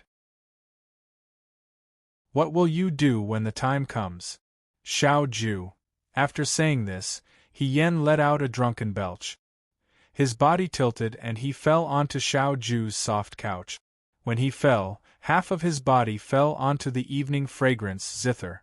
The strings of the zither let out an ear-piercing sound. With a clang, the zither fell to the ground. Xiao Ju stood in the middle of the room. His eyebrows were faintly twitching.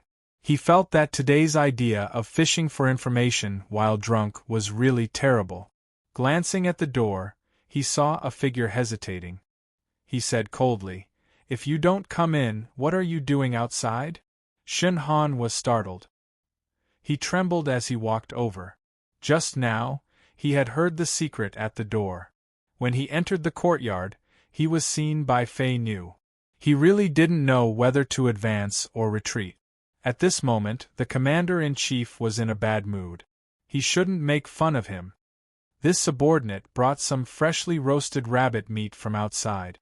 I thought that the commander-in-chief might not have eaten dinner, so I specially brought it over. Shen Han placed the roasted meat wrapped in oil paper on the table. "Commander-in-chief, please enjoy. This subordinate will leave first." "Wait," Xiao Ju said unhappily, "such a big living person. Can't you see him?" He indicated for Shen Han to look at He Yen. When Shen Han saw him, his heart jumped. Just now, he had heard that He Yen had a close relationship with Xiao Ju. Looking at him now, this young man was so generous as to sleep on second young Master Zhao's soft couch. That was second young Master Zhao's soft couch. Among the Liang province guards, he was probably the only one who had the guts to do so. The relationship between the two of them was indeed not ordinary. Xiao Ju walked in front of the soft couch. She lifted He Yen up by the collar and threw him in front of Shen Han. "He's your man. Take him away." I don't dare, Shen Han said. Xiao Ju, what? Shen Han hurriedly said, "This subordinate means that the recruits of the Liang province guards are all under the commander-in-chief. How can you say that he's my man? He's the commander-in-chief's man." Xiao Ju was so angry that she laughed. "Shen Han, you talk a lot today. This subordinate understands." Shen Han shivered. "This subordinate will take him away now." Just as he turned and walked halfway, Shen Han seemed to have thought of something. He asked, "Where does the commander-in-chief think this subordinate should send this young man?" Xiao Ju looked at him calmly. "Do you want me to send him to your house?" "No, there's no need."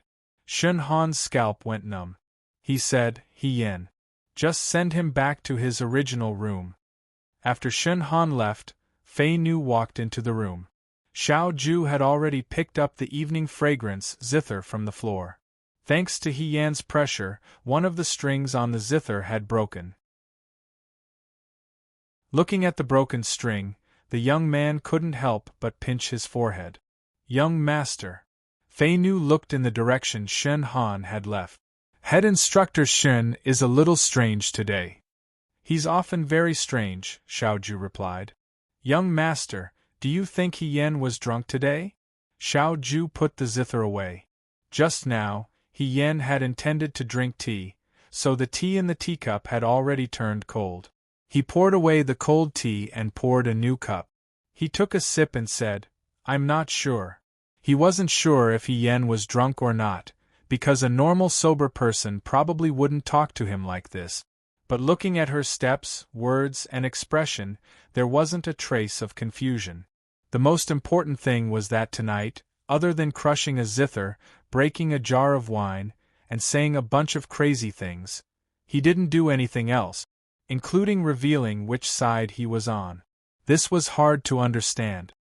He seems to have some complaints about Lei Ho being able to enter the vanguard battalion. Fei Nu said, he wants to enter the vanguard battalion.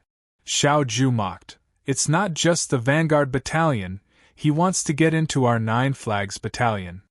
Then, Fei Nu asked, should we send him to the vanguard battalion and beat him at his own game? No need, Xiao Ju said. I have other plans. Fei Nu didn't say anything else. Xiao Ju thought about what He Yan had said just now. He wanted to find Lei Ho every day to compare notes with him, to prove that he didn't have good eyesight. This kind of shameless behavior, this person was really good at it. Looking at the mess in the house, the broken pieces of the zither were everywhere in the courtyard, He Yan actually had the face to say, because of you, I'm very unhappy this mid-autumn festival. It really didn't make sense. The young man stood in the house, elegant as jade, tall and straight like a pine tree. After a while, he sneered, crazy? Outside, Shun Han, who was carrying He Yan on his back, was also very unhappy. When the bystanders saw this, they all looked at Shun Han in surprise and said, He Yan is drunk, why is the chief instructor still carrying him? Shun Han's face darkened and he didn't say a word. If he hadn't discovered the relationship between He Yan and Xiao Ju, Shun Han would at most find someone to carry He Yan back. But now that he knew that the relationship between the two of them wasn't shallow, Shun Han didn't dare to neglect it. He Yan had just said that he had past friendship with Xiao Ju. It seemed that they had known each other for a long time. Why did the chief instructor pretend not to know He Yan and secretly investigate He Yan's identity? Could it be that the two of them were originally close, but there were many unforeseen events that happened along the way, resulting in their current situation? No wonder everyone in Dawei knew that military governor Xiao didn't get close to women. With such a handsome appearance and a heroic and outstanding appearance, so many women were eagerly throwing themselves at him, but he wasn't moved by countless beauties in front of him. It turned out that he didn't like women at all. When they were at Xiao Ju's door, He Yan asked, Why do you like Lei Ho and not me? His tone was so mournful that it could make anyone who heard it cry. Unfortunately, the chief instructor's heart was as hard as steel, and he was completely unmoved. Shun Han's imagination ran wild. The more nervous he was, the more strange stories he remembered. For example, He Yan and Xiao Ju did know each other in the past and were on good terms for a period of time. But later, Xiao Ju found out that He Yan's identity was different, so she cut off her feelings for him and drew a clear line between them. He Yan was young and unsatisfied. When he found out that Xiao Ju was coming to Liangzhou, he joined the army and sought an explanation from Xiao Ju.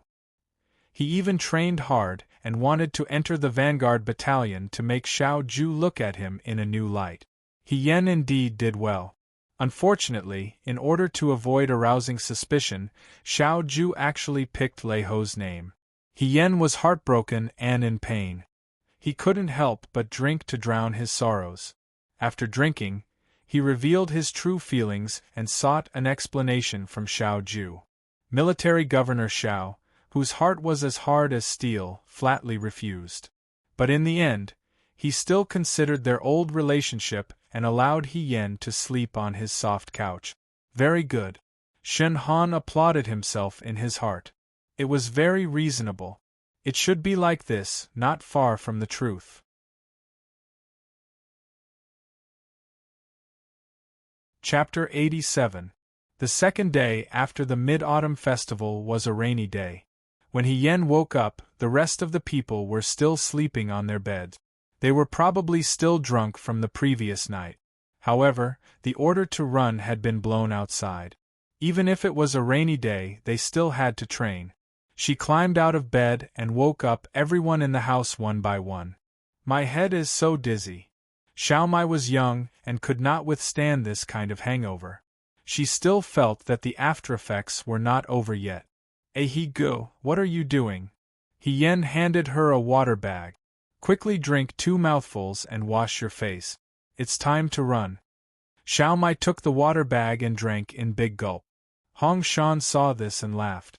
Xiao Mai, you and your brother still have to practice more. How can you drink so little? You're not even as good as a He-go. Xiao Mai glanced at He Yen and said, A He-gu, your alcohol tolerance is so good? It's so.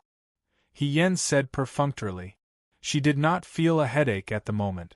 Instead, she felt refreshed. However, she had already forgotten when she returned to the house. She only remembered that she was drinking with Huang Xiong in front of the bonfire. She drank a few more bowls and seemed to have opened the 18 immortals. Oh right, where were the 18 immortals? Why didn't I see the jar of wine that military governor Xiao rewarded? Hong Shan also remembered. That's a good thing. Don't lose it. It might be at Wang Ba's place. He Yen replied. She carefully tried to recall, but she really could not remember anything. She used to be able to drink 1,000 cups without getting drunk. However, that was not true. She could still get drunk if she drank too much. However, He Yen was different from other people when he was drunk. When he was drunk, his face did not show it. He looked especially sober. Previously, when he was drunk in the army, he even discussed the art of war with the military advisor in the tent for an entire night. He looked very energetic. The next day, the military advisor praised He Yen as a rare hero. In fact, He Yen did not remember what he did last night. Even if he was drunk, others could not tell. He also wouldn't walk unsteadily and speak carelessly. Therefore, no one would see her lose her composure. But what exactly did she do last night? He couldn't figure it out no matter how much he thought about it. Thus, he followed the crowd and quickly washed his face and tidied himself up. He then went outside to take the biscuits and ran away. After the rain, the ground was wet. She couldn't run too fast in case she slipped. He Yen felt that someone was looking at her while she was running. She followed the gaze and saw Chief Instructor Shen Han standing at the end of the horse path. He was staring at her without blinking with a complicated expression. Seeing He Yen looking over, Shen Han looked away. This was very strange. She was very sensitive to people's gazes. Shen Han seemed to be thinking about something. She looked at Shen Han again, but Shen Han had already walked away. Probably because He Yan's gaze on Shen Han was too obvious, a recruit running next to him said, "The chief instructor is so fierce, but he treats you quite well. What's the relationship between you two? Why is he taking care of you like this?" "Taking care of me?" He Yen was puzzled. How come I didn't know? If Shen Han really took care of her, he wouldn't have sent Lei Ho to the vanguard battalion. Last night, when we went back, we saw Chief Instructor Shen personally carry you back to your room. The recruit seemed dissatisfied. You are too ungrateful. If it were me, Shin Jiaodo would not be so considerate. He Yen was stunned. She asked, "You saw Chief Instructor Shin carry me back last night?" "Yes," the recruit looked at her strangely. "You don't remember? Maybe you don't remember. You were drunk." After he finished speaking, he ignored He Yan's expression and rushed ahead because his companions in front were calling him to hurry up. He Yan was left behind alone. She couldn't hide the surprise in her heart. She was drunk? Shen Han actually carried her back? What kind of logic was this? In the morning, she had asked Hong Shan and the others. Hong Shan and the others were drunk early in the morning. It was the recruits who dragged them back. When He Yen came back, no one was awake. No one knew when He Yen came back or how he came back. He Yen didn't think Shen Han was a considerate person. She thought about it, but she still couldn't figure out what had happened until the end of the run. She made up her mind. When the run was over and the drill started, she would go find Huang Xiong and the others. Maybe Huang Xiong would know. If Huang Xiong didn't know, she would directly ask Shen Han. When the run was over, everyone ran to the straw huts or tents to take shelter from the rain and drink water. Cheng Lisu came. This young man was holding an oil paper umbrella. There were several red and white koi painted on the umbrella. It was quite interesting. He couldn't find He Yen, so he asked around. Finally, he found him under the straw hut. "He Dage!" he shouted. He Yen didn't expect Cheng Li Su to come find her. She got up and walked over to him. She asked curiously, "It's raining so heavily. Why aren't you in the house? This isn't the place to talk." Cheng Li Su pulled her to hide under the umbrella. After searching for a long time, they found the long frame of the training field with the flag on it. Only then did they stop and look at He Yen. "I was drunk last night. This morning, I heard my uncle talking to Fei Nu Dage. Only then did I know that you went to find my uncle last night." "I went to find your uncle?" He Yen was shocked. "That's right." He Yen didn't dare to believe it. She actually went to find Xiao Ju? Now, she was quite dissatisfied with Xiao Ju. It was also because of the Vanguard Battalion. She definitely didn't find Xiao Ju to talk about old times and drink tea. "Then, why did I find your uncle?" He Yen asked slowly. Cheng Li Su wanted to say something but stopped. "Last night you might have been drunk, He Yen." She made an effort to make herself smile. "Go ahead," she said. "You went to find my uncle and fought. You even crushed his guqin." Cheng Li Su answered honestly. He Yen closed his eyes. "Who won?" she asked. Cheng Li Su didn't expect He Yen to be concerned about the result at this time. He scratched his head and said, "It was probably my uncle. I heard that he asked Shin Jiaodo to bring you back." He Yen. Fine.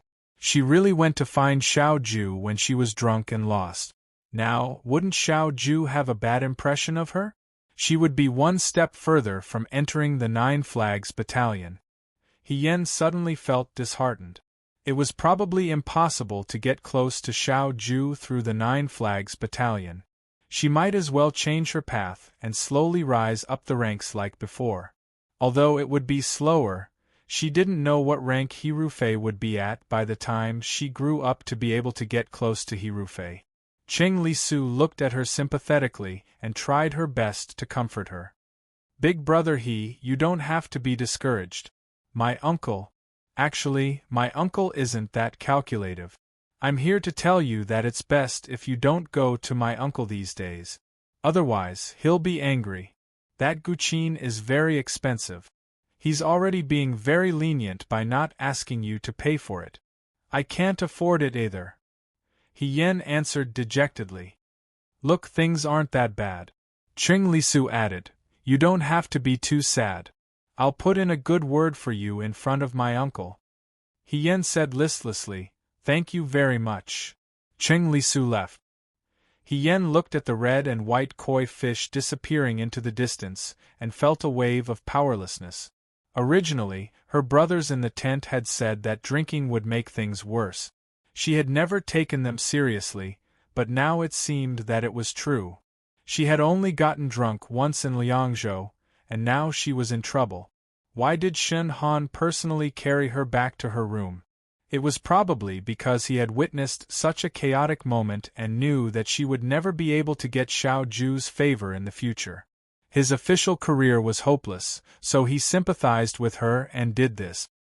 He Yen thought to himself, "Why don't I find an opportunity to ask Xiao Ju for forgiveness and apologize sincerely? Maybe I can salvage the situation." At this moment, Xiao Ju was sitting in front of a table in the room of the Liangzhou Right Guard Army's commander-in-chief. The invitation was sent to him by the Liangzhou County Magistrate, Sun Xiangfu. It said that in a few days, the imperial censor Yuan Baozhen from the capital would arrive in Liangzhou. Xiao Ju's nephew, Cheng Li Su, was also invited to a banquet in his residence.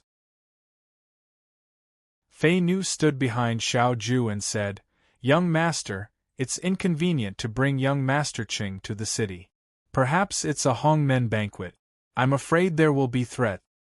Yuan Baozhen and Su Jingfu have secret connections.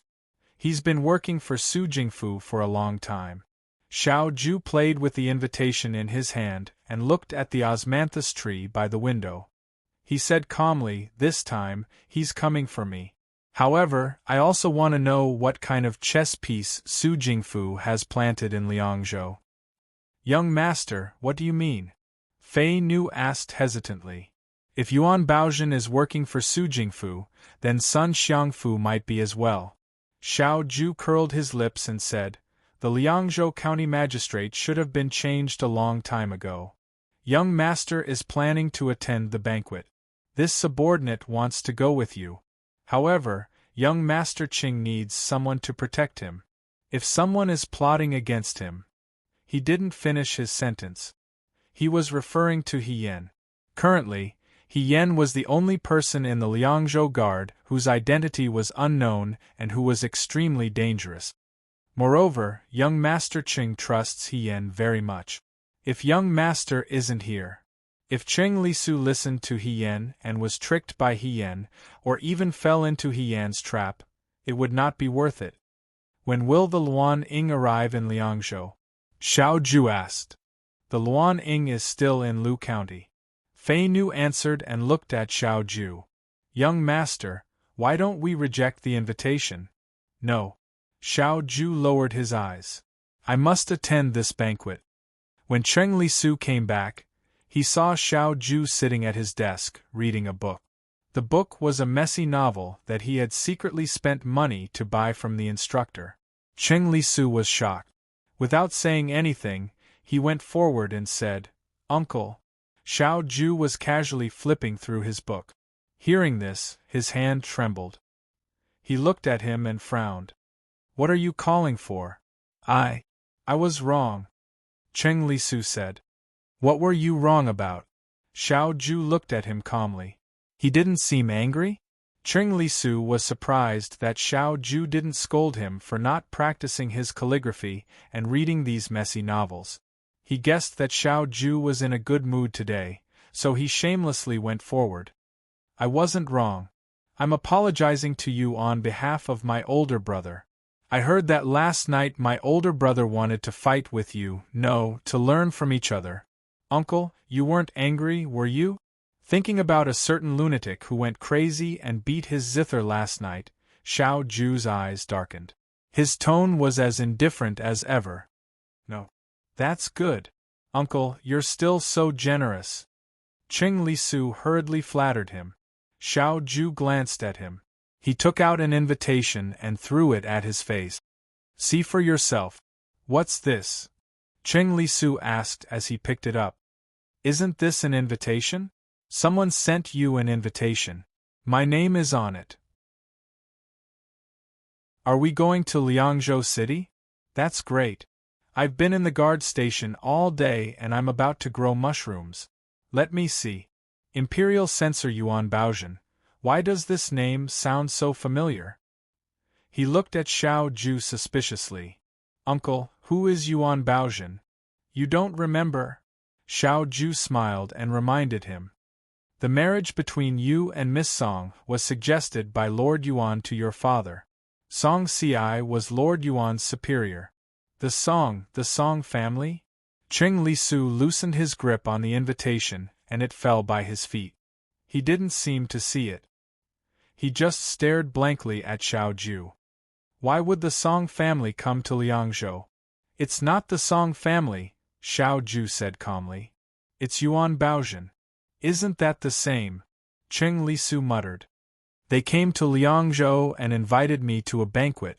It can't be that they want to kidnap me and bring me back to Shuo capital, right? I don't want to marry her.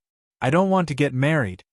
He seemed to suddenly come back to his senses and grabbed Xiao Ju's sleeve. "Uncle, you can't just watch your nephew jump into a fire pit."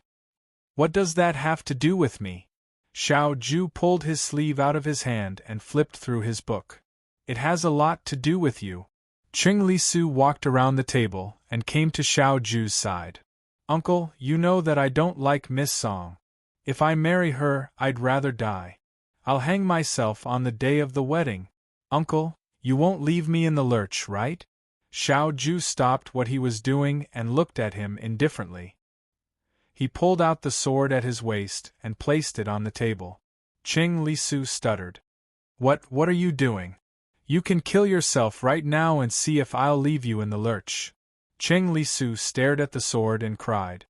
"Uncle, I really don't want to go back to Shuo capital. I've been with you for half a year and I'm already used to life in the Liangzhou guard station. I really can't live without you. He hugged Xiao Ju's leg and cried. Xiao Ju pressed his forehead as if he couldn't take it anymore. Get up. Cheng Lisu didn't move. I'll say it again. Get up. Cheng Lisu still hugged Xiao Ju's leg and blinked at him. Unless you promise me that you won't hand me over to the Song family. Didn't you say that you were tired of the guard station and wanted to go to Liangzhou? I don't want to anymore. The young man's voice was calm. That's the imperial censor Yuan Baozhen. Uncle, you're still General Fengyun Xiao Huijin. Yuan Baozhen has seen you before and knows that you're avoiding him in Liangzhou. How about he complain to the Song family that you're neglecting him? Cheng Lisu immediately replied. How could he have seen me before? I've never seen him before. My parents can't even wait to hide my appearance. If he had seen me before, he wouldn't have recommended me to official Song. I don't look like a good match for Miss Song. Is that so? Xiao Ju's eyes flickered as he looked at the grief-stricken youth. You have to go. Since he hasn't seen you before, it's not like there's nothing we can do. Cheng Lisu's eyes widened. Find someone to replace you at the banquet. Cheng Lisu was stunned. After a while, he finally understood. This time, he stopped crying and hugging Xiao Ju's leg. He stood up and clapped his hands. Wonderful! Uncle, you're right. Since he hasn't seen me before, we can just find someone to replace me. Do you have anyone in mind? Cheng Lisu looked at him. In the Liangzhou guards, there doesn't seem to be anyone around your age and figure, Xiao Ju said. If you're too far apart, you'll be discovered. Most of the soldiers in the Liangzhou guards barracks were burly men. Even the younger ones were mostly sturdy and tanned. Cheng Lisu was a young master from Shuajing. He was raised like a king and his skin was soft and tender. It was obvious that he was different from the new recruits in the barrack. If you can't find him, then you should go yourself, Xiao Ju said nonchalantly. Who said I can't find him? Cheng Lisu panicked. He suddenly had an idea. My big brother is about the same size as me. Xiao Ju raised his eyebrows. He didn't deny it. Yen. That's right. He's my big brother. He's about the same age and figure as me. He's also smart. He'll be able to adapt and deal with Yuan Baozhen. Yuan Baozhen can take me away, but he might not be able to take my big brother away. Cheng Lisu was new to Yen. In his opinion, other than his uncle, Yen was the most omnipotent person in the world. Yen could do things that other people couldn't. Seeing that Xiao Ju didn't say anything, Cheng Lisu's heart tightened. Yen went to fight with Xiao Ju last night, so Xiao Ju must still be angry at Yen. He might not want to see Yen. Just as he was thinking about how to persuade Xiao Ju, he saw his young uncle close the book in his hand and say, "Okay." Cheng Lisu's words of persuasion were stuck in his throat. He only had time to say, "Huh?" Xiao Ju looked at him. If you can persuade your big brother, then let him go in your place. After the afternoon practice, Yen sat outside the martial arts field to rest. Huang Xiong and the others came to find him. They didn't say anything else. They first gave Yen an ingot of silver that Shin Han sent over last night. Then they asked Yen where the jar of 18 immortals went. I remember that you took it in the end. Huang Xiong asked. Today I went to find a few empty jars. Let's split a bit. What do you think? I think it's good. Yen said, but we'll have to wait until the next flag competition. What do you mean? Wang Ba was a bit impatient. Suddenly, he understood something and looked at Yen. You didn't drink it all, did you? Facing everyone's burning gaze, Yen nodded and said, I'm really sorry. I wasn't careful and drank it all. Yen. Wang Ba said loudly, you're too much. That's our flag. You drank it all yourself. Even bandits aren't as tyrannical as you. He rolled up his sleeves, wanting to hit Yen. Halfway through, He remembered that he couldn't beat this person in front of him. He couldn't hit him, but he also couldn't not hit him. For a moment, he felt very awkward. Jiang Jiao and Shi Tu didn't think much of it. They weren't greedy for wine and weren't interested in it. Therefore, they didn't say anything. Although Huang Xiong wasn't as excited as Wang Ba, his eyes were also full of blame. If it were any other day, He Yan would feel apologetic for his behavior. But these days, she had heard bad news one after another. She was a bit numb. She really didn't have the strength to deal with the thoughts of these people in front of her. So, she just sat there, not saying a word. Seeing her silent and dejected appearance, the others looked at each other in dismay. Thinking about how not being able to enter the vanguard battalion this time was a big blow to He Yan. Last night, he had drowned his sorrows in wine, but today, he was still so dejected. But thinking about it again, his sorrows were really worth it. Other people were only willing to spend a few handfuls of rice wine, but he had spent a few hundred taels of silver. If he still couldn't get rid of his sorrows, he would have to spend a lot of money to get revenge. Just when they didn't know what to do, someone's voice broke the silence. Big brother He. Big brother He, so you're here. Cheng Li Su ran over, panting. There were still beads of sweat on her forehead. She must have run all the way here. Within a day, this was the second time He Yan had seen him. But as soon as she saw him, she remembered that she had offended Xiao Ju last night. She suddenly felt a headache. He Yan raised her head and asked listlessly, "Why are you here?" "I came to find you because I have something to discuss with you." Cheng Li Su looked at the people around her and pulled He Yan up. "This isn't the place to talk. Big brother He, come with me." He was Xiao Ju's nephew, so the others naturally didn't dare to say anything. Even though they had yet to settle the score with the 18 immortals, they could only watch as Cheng Li Su pulled He Yan away. They stayed in place and stared at each other. He Yan was pulled along by Cheng Li Su and jogged all the way to where Cheng Li Su lived. He Yan didn't want to go in. He knew that Cheng Li Su lived next door to Xiao Ju. If he went in and bumped into her, wouldn't it be awkward if their eyes met? Cheng Li Su's brain was finally smart for once. Seeing that He Yan had a difficult expression and was not willing to move, she said considerately, "Don't worry, my uncle went out. There's no one here." Hearing this, He Yan walked in with her. Once inside, Cheng Li Su looked around and then closed all the doors and windows. It was as if she was going to talk about murder and arson. Seeing her like this, He Yan was speechless. "You didn't come to find me to talk about your uncle again, did you?" He Yan greeted her in advance. "Little brother Cheng, thank you for your concern, but I really don't want to hear any news about him recently. Please leave some face for her." Just as she finished speaking, she felt someone press her shoulder. Cheng Li Su turned her around and grabbed her hand tightly, pressing it against his chest. He Yan almost punched this person out of reflex. She suppressed her impulse to hit him. Although she had interacted with many men, most of them had their arms around each other's shoulders. It was very awkward to have their fingers intertwined like this. However, the young man in front of her had a clear expression. He didn't seem to realize that his actions had caused a misunderstanding. However, in his eyes, there was nothing to hide when two men were like this. "Big brother, please save little brother," Cheng Li Su said miserably. "What happened to you?" He Yan asked. "Promise me that you'll help little brother.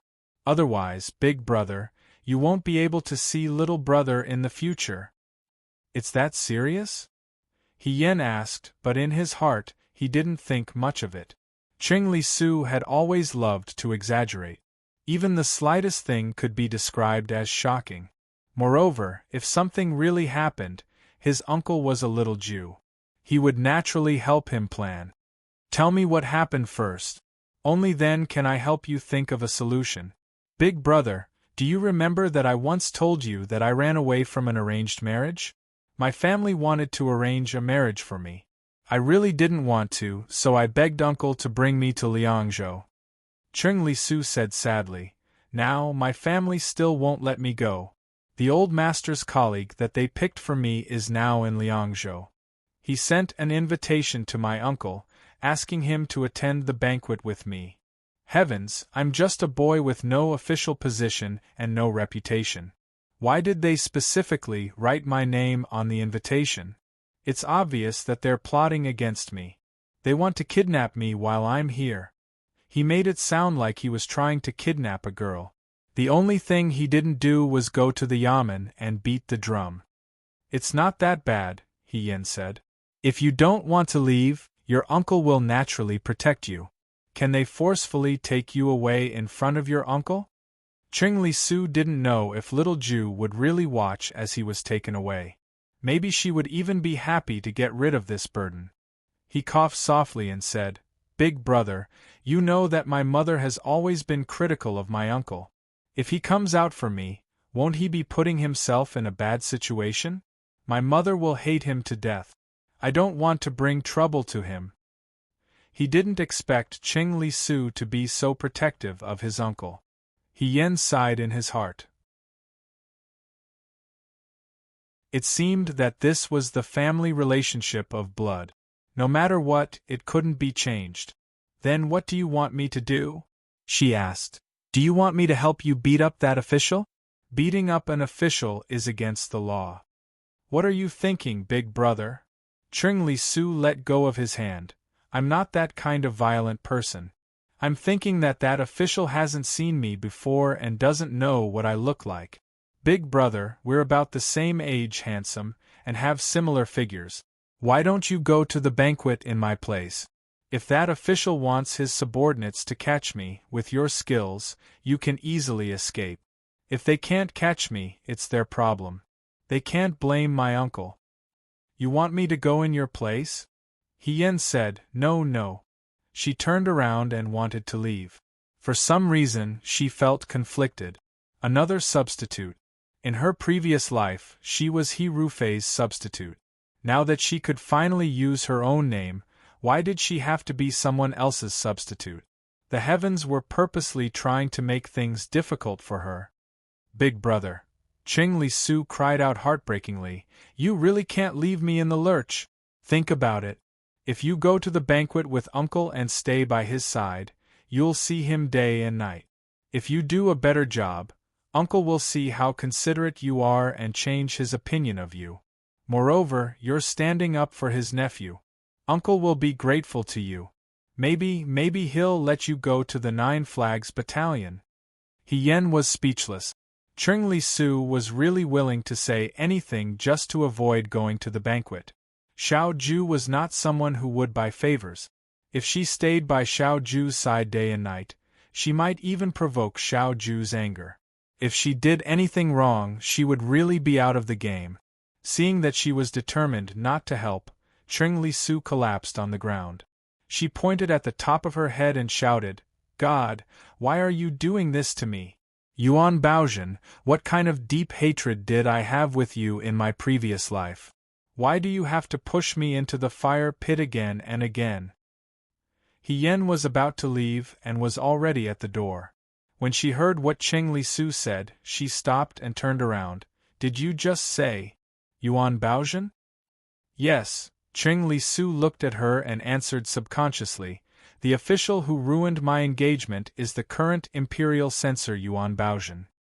He Yan's eyebrows twitched. After a moment, she walked quickly to Cheng Li Su and extended a hand to the youth, who was sitting on the ground. Stop crying. Isn't it just going to the banquet? I'll help you.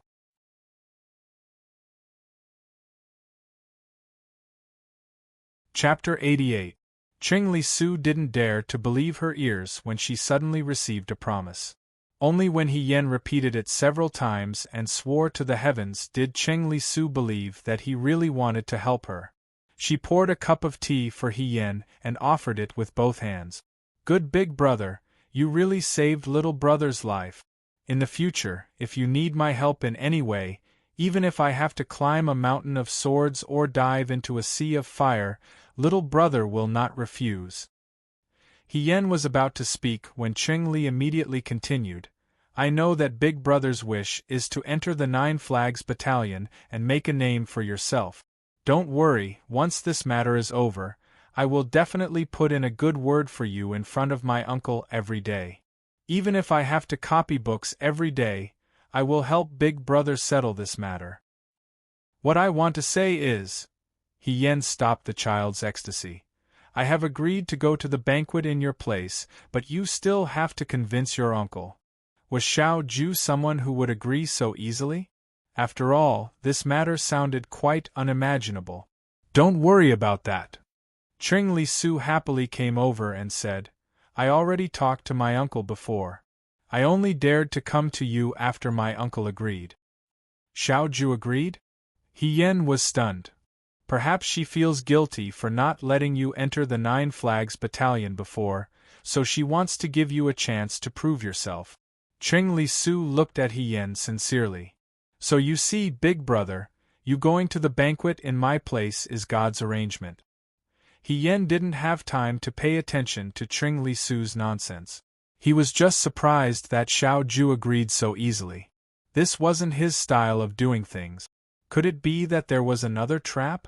Seeing that Yen was silent, Ching Li Su became anxious again. "Big Brother, are you going back on your word?" "No," Yen said helplessly. "I'm just thinking about how to pretend to be you. After all, I'm different from you. Don't worry, that Yuan Baozhen hasn't seen my appearance, so he won't expose me. However, I still need to explain some things to you so that you won't find out. I love mushroom chicken the most, and I hate rice porridge the most." She didn't like people following her around. If she ate peanuts, she would have a rash on her face. "I have to bathe every day, change my clothes frequently, and use some incense."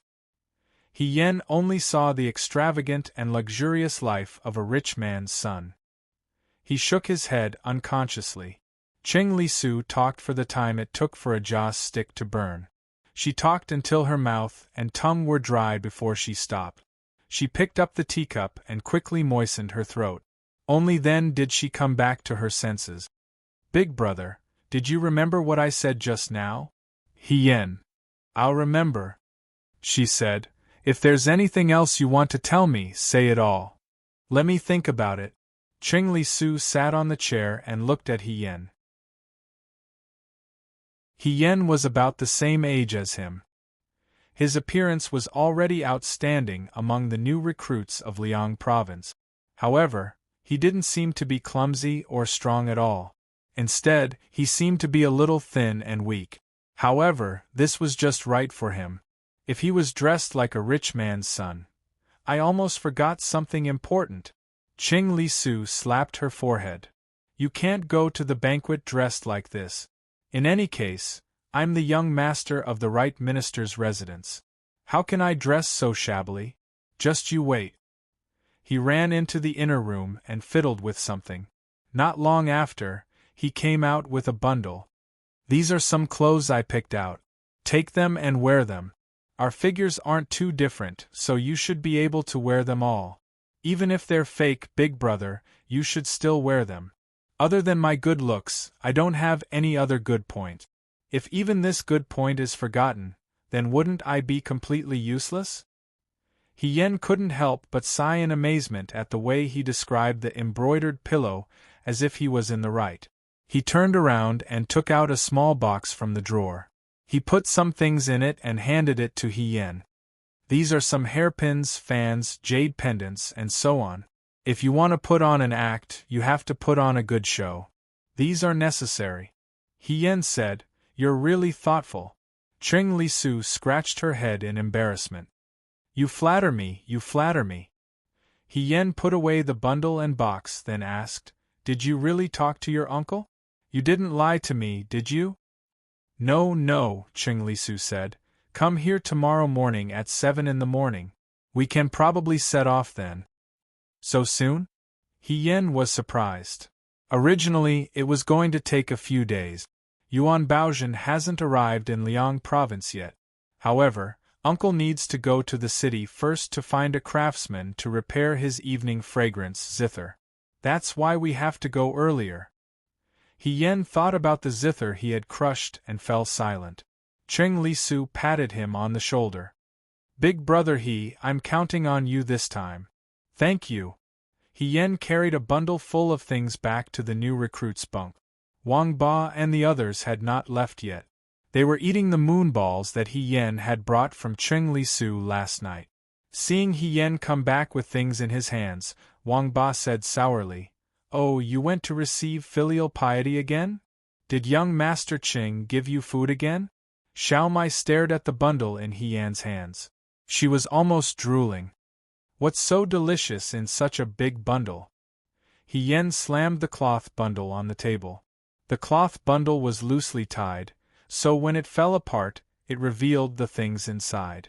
It was not the food that everyone expected. It was actually some clothes and accessories.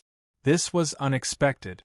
After a while, Hong Shan asked hesitantly, why did young Master Ching give you clothes?" "We can't wear normal clothes in the military camp.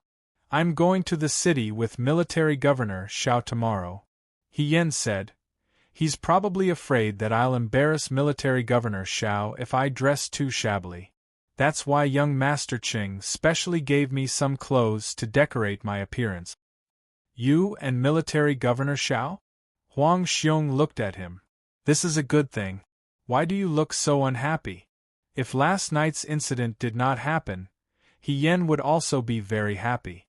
After all, he could get a lot of information from Xiao Ju. But after last night's incident, he was afraid that Xiao Ju would dislike him even more. Who knew if he did something wrong and angered this second young master? He could only brace himself for now. "I'm so happy that I don't know what expression to make," He Yan answered. Everyone surrounded him and asked him a lot of questions. Finally, he managed to get everyone to leave. When night fell, He Yan was still thinking about this matter before he went to bed. The reason why he agreed to help Cheng Li Su attend that troublesome banquet was, of course, not because he and Cheng Li Su were close brothers, nor was he so chivalrous. He only agreed because he heard Yuan Baozhen's name. He Yan had seen Yuan Baozhen before. When she was conferred the title of General Feihong, He Rufei received the reward on her behalf. After He Yan became his daughter, he had seen this person once at the He family. At that time, Yuan Baozhen was standing with He Yuanxing and his son. He Yan had even bowed to him. Looking at the way He Rufei spoke to him, it seemed like they were very close. He Yan had thought at that time that He Rufei had just received the reward. In reality, he wasn't very close to his colleagues in the Shuajing imperial court. He didn't expect that he would have a close friend so quickly. Now that He Rufei's friend had come to Liangzhou, it just so happened that he had a bit of a relationship with Cheng Li Su. If he could take this opportunity to get close to He Rufei and find out some information, perhaps it would be helpful for his future. If he wanted to stand out and reach a position where people would listen to him, he needed to make some contributions in the military. However, Liangzhou was thousands of li away from the capital. It was also too far away from the He family, so a lot of information couldn't be transmitted over. Yuan Baozhen's arrival in Liangzhou could be considered a pillow delivered to him when he was sleepy. However, he didn't know what Xiao Ju's intentions were. He actually agreed to Cheng Li Su's inconceivable method. He Yan couldn't understand Xiao Ju anymore. He thought that he would pick him to enter the vanguard battalion, but he picked Lei Ho. He thought that he wouldn't let him pretend to be Cheng Li Su, but he actually agreed. Next to him, he heard the sound of someone snoring in Hong Shan. He Yan turned over and closed his eyes. Forget it. Since he couldn't figure it out, he would just follow him personally. Along the way, he had plenty of time to figure out what Xiao Ju was thinking. He would deal with whatever came his way. He Yan wasn't necessarily afraid. In contrast to He Yan's carefreeness, in the Liangzhou City Guard Station, Shern Han's face was full of astonishment. After a moment, the astonishment on his face turned into anxiety. "Commander, How could you bring He Yen into the city? His identity is still unknown. If he follows you, if he makes a move against you, I won't be threatened by him, Xiao Ju said. But, the candlelight in the silver lamp on the table flickered in the wind, almost going out. He flicked the wick and the room lit up again. If he's one of Su Jingfu's men, he might give himself away if he comes with me to the banquet. If he's in the guard station, you might not be able to handle him. It's safer to keep him by my side. Moreover, he curled his lips, He Yen boasts that his skills are extraordinary. This banquet at Hongmen can be used as a stepping stone. Shen Han's heart trembled. Xiao Ju wanted to use He Yen as a scapegoat. Military Governor Xiao was still the same old military governor Xiao. He didn't even care about their past relationship. He Yen didn't know how he had angered Xiao Ju in the past. Thinking of this, Shen Han felt a trace of sympathy for He Yen. Xiao Ju said, "After I leave tomorrow, protect Qing Li Su well. Don't let him run around. I'll leave all the matters in the guard station to you for the time being." Shen Han put away his fanciful thoughts and said, "Yes." The next morning, when Xiao Mai woke up, he found that the bed next to him was empty. He rubbed his eyes. It was still early, and the other people in the room hadn't woken up yet. He Yan's bedding was neatly folded, but he was nowhere to be seen. Mai Tai asked curiously, could it be that He Yen had already left? But didn't he say yesterday that he would only depart at 7 in the morning? It wasn't time yet. After a while, everyone woke up one after another and found that He Yen was gone. Hong Shan said, "That kid didn't leave just like that, right? He didn't even say goodbye? Did he leave because he was afraid of waking us up?" Xiao Mai probed. "Who knows? Sure Tu, have you seen him before?" Hong Shan asked. Sure Tu shook his head, "No." The few of them looked at each other in dismay, all of them confused. That being said, they couldn't just wait for He Yen here. They still had to run later, so they all got up and washed their faces. Xiao Mai had already put on his clothes and was the first to clean up. He pushed the door open and ran out, intending to grab the hot biscuit. Sure Tu and Hong Shan were still washing their faces when they suddenly heard Xiao Mai shouting outside, "Big brother, Brother Shan, what's wrong now?" Hong Shan wiped the water droplets off his face. "We're washing our faces. Come out and see." Xiao Mai couldn't suppress the excitement in his voice. Hong Shan looked at Sure Tu in confusion. Sure Tu expressed that he didn't know either. He shook the water off his hands and walked out of the room saying, "Xiao Mai, next time can you not be so?" His voice came to an abrupt halt. He Yen stood facing him and said with a smile, "Brother Shan, how do I look?" Hong Shan opened his mouth but didn't say anything for a moment. The other recruits in the room also came out one after another at this moment. When they saw He Yen, they all surrounded him with a "Walla" sound, talking all at once. "You look good. He Yen, you look like a young master from a rich family in the capital." "Not just a young master from a rich family. I think it wouldn't be wrong to say that he's from the palace." "Forget it. You're talking as if you've seen someone from the palace." "I haven't, but I imagine someone from the palace looks like this. These clothes aren't cheap. He Yen, can I wear them too?"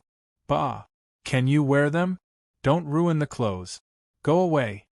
He Yen was surrounded by the crowd, allowing them to size him up. Hong Shan and the others stood at a distance. Xiao Mai looked at He Yen with sparkling eyes and said, He Gu is so good-looking. No wonder it's said that clothes make the man, and saddles make the horse. Look, you usually don't show off, but when you wear these little clothes and hairpins, you look different from us." Hong Shan touched his chin and asked Stone, "Isn't that right?" Sure Tu nodded. "Yes." He Yen let them size him up. Then, she adjusted the bag on her shoulders and said with a smile, "Before I leave, I still want to show you all. My brothers all say that I look good, so I'm relieved. I won't embarrass the Liangzhou guards." She waved her hand and said, "Then I'm leaving." Everyone waved goodbye to her. While she was saying her goodbyes, Cheng Lisu had also left the house early. Shen Han was talking to Xiao Ju in the courtyard. Green Ear was eating grass with his head down. Cheng Lisu went to the stable last night to choose a beautiful red horse. She felt that the horse looked cute and smart, and was a good match for her. You're not going, so why are you choosing a horse? Xiao Ju didn't comment. Although I'm not going, my eldest brother is going on behalf of me. I can't let people say behind my back that the young master of the right minister's residence is good at martial arts, but he doesn't look good. They say that we should play to our strengths and avoid our weaknesses. I only have one strength, so of course I have to play to it. Xiao Ju sneered. What should we do? With your eldest brother's looks, he can't help you grow. Uncle, you're wrong. Cheng Lisu looked at him seriously. I've looked carefully. My eldest brother is not bad. Although he can't be compared to you and me, he can be considered outstanding in the Liang Province Guards. Shen Han listened to the uncle and nephew chatting, and was momentarily speechless. Just as they were talking, they saw someone coming in front of them. He said, He Yen is here. The two people who were talking turned their heads to look, and their eyes lit up. It was an autumn morning, and the air was clear. The cool autumn wind blew, refreshing the heart. The sun had not completely risen, and only a small head peeked out. A ray of golden light fell on the youth's body, making her stand out. The youth wore a dark red brocade robe with a cicada pattern and a belt around her waist. Normally, she was too thin and weak. Wearing Cheng Lisu's clothes, her weakness was completely hidden, leaving only her elegance. She was born delicate and pretty. With her long hair tied up with a carved wooden hairpin, she looked fresh and energetic. Her footsteps were leisurely, and she carried a bag. She was completely different from the sweaty new recruits on the training field. She was the living image of an elegant youth in the capital's academy. Her every frown and smile was poetic. The youth walked in front of them and opened the fan in her hand with a "pa" sound. The fan fluttered elegantly, and her smile was even more eye-catching than the landscape painting on the fan. She deliberately lowered her voice. Sorry, I'm late. Cheng Lisu stared at him with wide eyes. After a while, she finally regained her senses. She circled around He Yen, and was unable to contain her joy. Eldest brother, I didn't expect you to be such a handsome man. The Liang Province Guards have really buried your charm. Looking at you now, you're almost catching up to me. He Yen was pleased with himself, but he still said humbly, You're too kind. You're too kind. She went to the riverside early in the morning and changed her clothes when no one was around. Cheng Lisu's clothes were mostly yellow. This youth loved bright colors, but He Yen felt that it was a bit frivolous. It wasn't easy for her to find a color that wasn't so flashy. She also picked out a simple hairpin from the box. She stood by the riverside and looked at the surface of the river for a long time. In order to ensure that nothing unexpected happened, she even showed it to Hong Shan and the others. The new recruits of the Liang Province Guards all applauded. She thought that it wasn't bad. In her previous life, when she disguised herself as a man, she had no choice but to wear a mask. Now that she could openly look like a young master, she felt a strange sense of nervousness. Shen Han looked at He Yen from the side and sucked in a breath of cold air in his heart. He originally thought that He Yen was just a youth. Even if he had feelings for Xiao Ju in the past, how could he have caught Xiao Ju's eye? After all, there were countless beautiful women who admired Xiao Ju. Now that he saw He Yen like this, he understood a little. It was normal for a woman to be so beautiful, but it was rare for a man to be so beautiful. Moreover, this youth's skills were outstanding and his temperament was good. If it wasn't for his identity being suspicious, in fact, it wouldn't be strange for him to stand together with military governor Xiao. Cheng Lisu was still talking endlessly. He Yen looked at Xiao Ju and saw that Xiao Ju was still standing in the same place. Her gaze swept over him calmly, without the slightest hint of appreciation. He immediately felt mischievous and walked over to Xiao Ju's side. Military governor. She half opened her folding fan and covered her face as she laughed softly. She looked like a lecher who was teasing a woman from a good family. What do you think of me? The young man looked at her indifferently. After a moment, he bent down slightly and lowered his head until it was almost at her ear. His voice was lower and hoarser than normal youths when he was young. Now that he was older, there was a hint of laziness and magnetism in his voice. You actually. Yen seemed to be able to feel the other's hot breath by his ear. Yen inexplicably felt his face blush. He thought to himself, to hear this face praise someone with this kind of tone, not everyone could withstand it. You're even shorter than Cheng Lisu. He finished the rest of his sentence. Yen took 2 steps back and looked at him in disbelief. Shouldn't normal people say, "You're actually so eye-catching," or "You're actually so stunning"? Shorter than Cheng Lisu? The handsome young man looked as if he didn't think he was bad enough. He looked at her and curled his lip.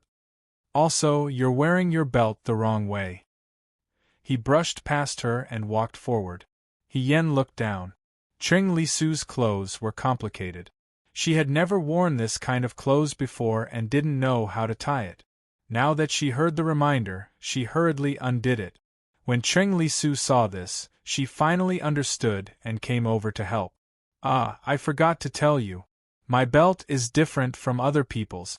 You have to tie it like this. Yen looked at Xiao Ju's back and gritted his teeth.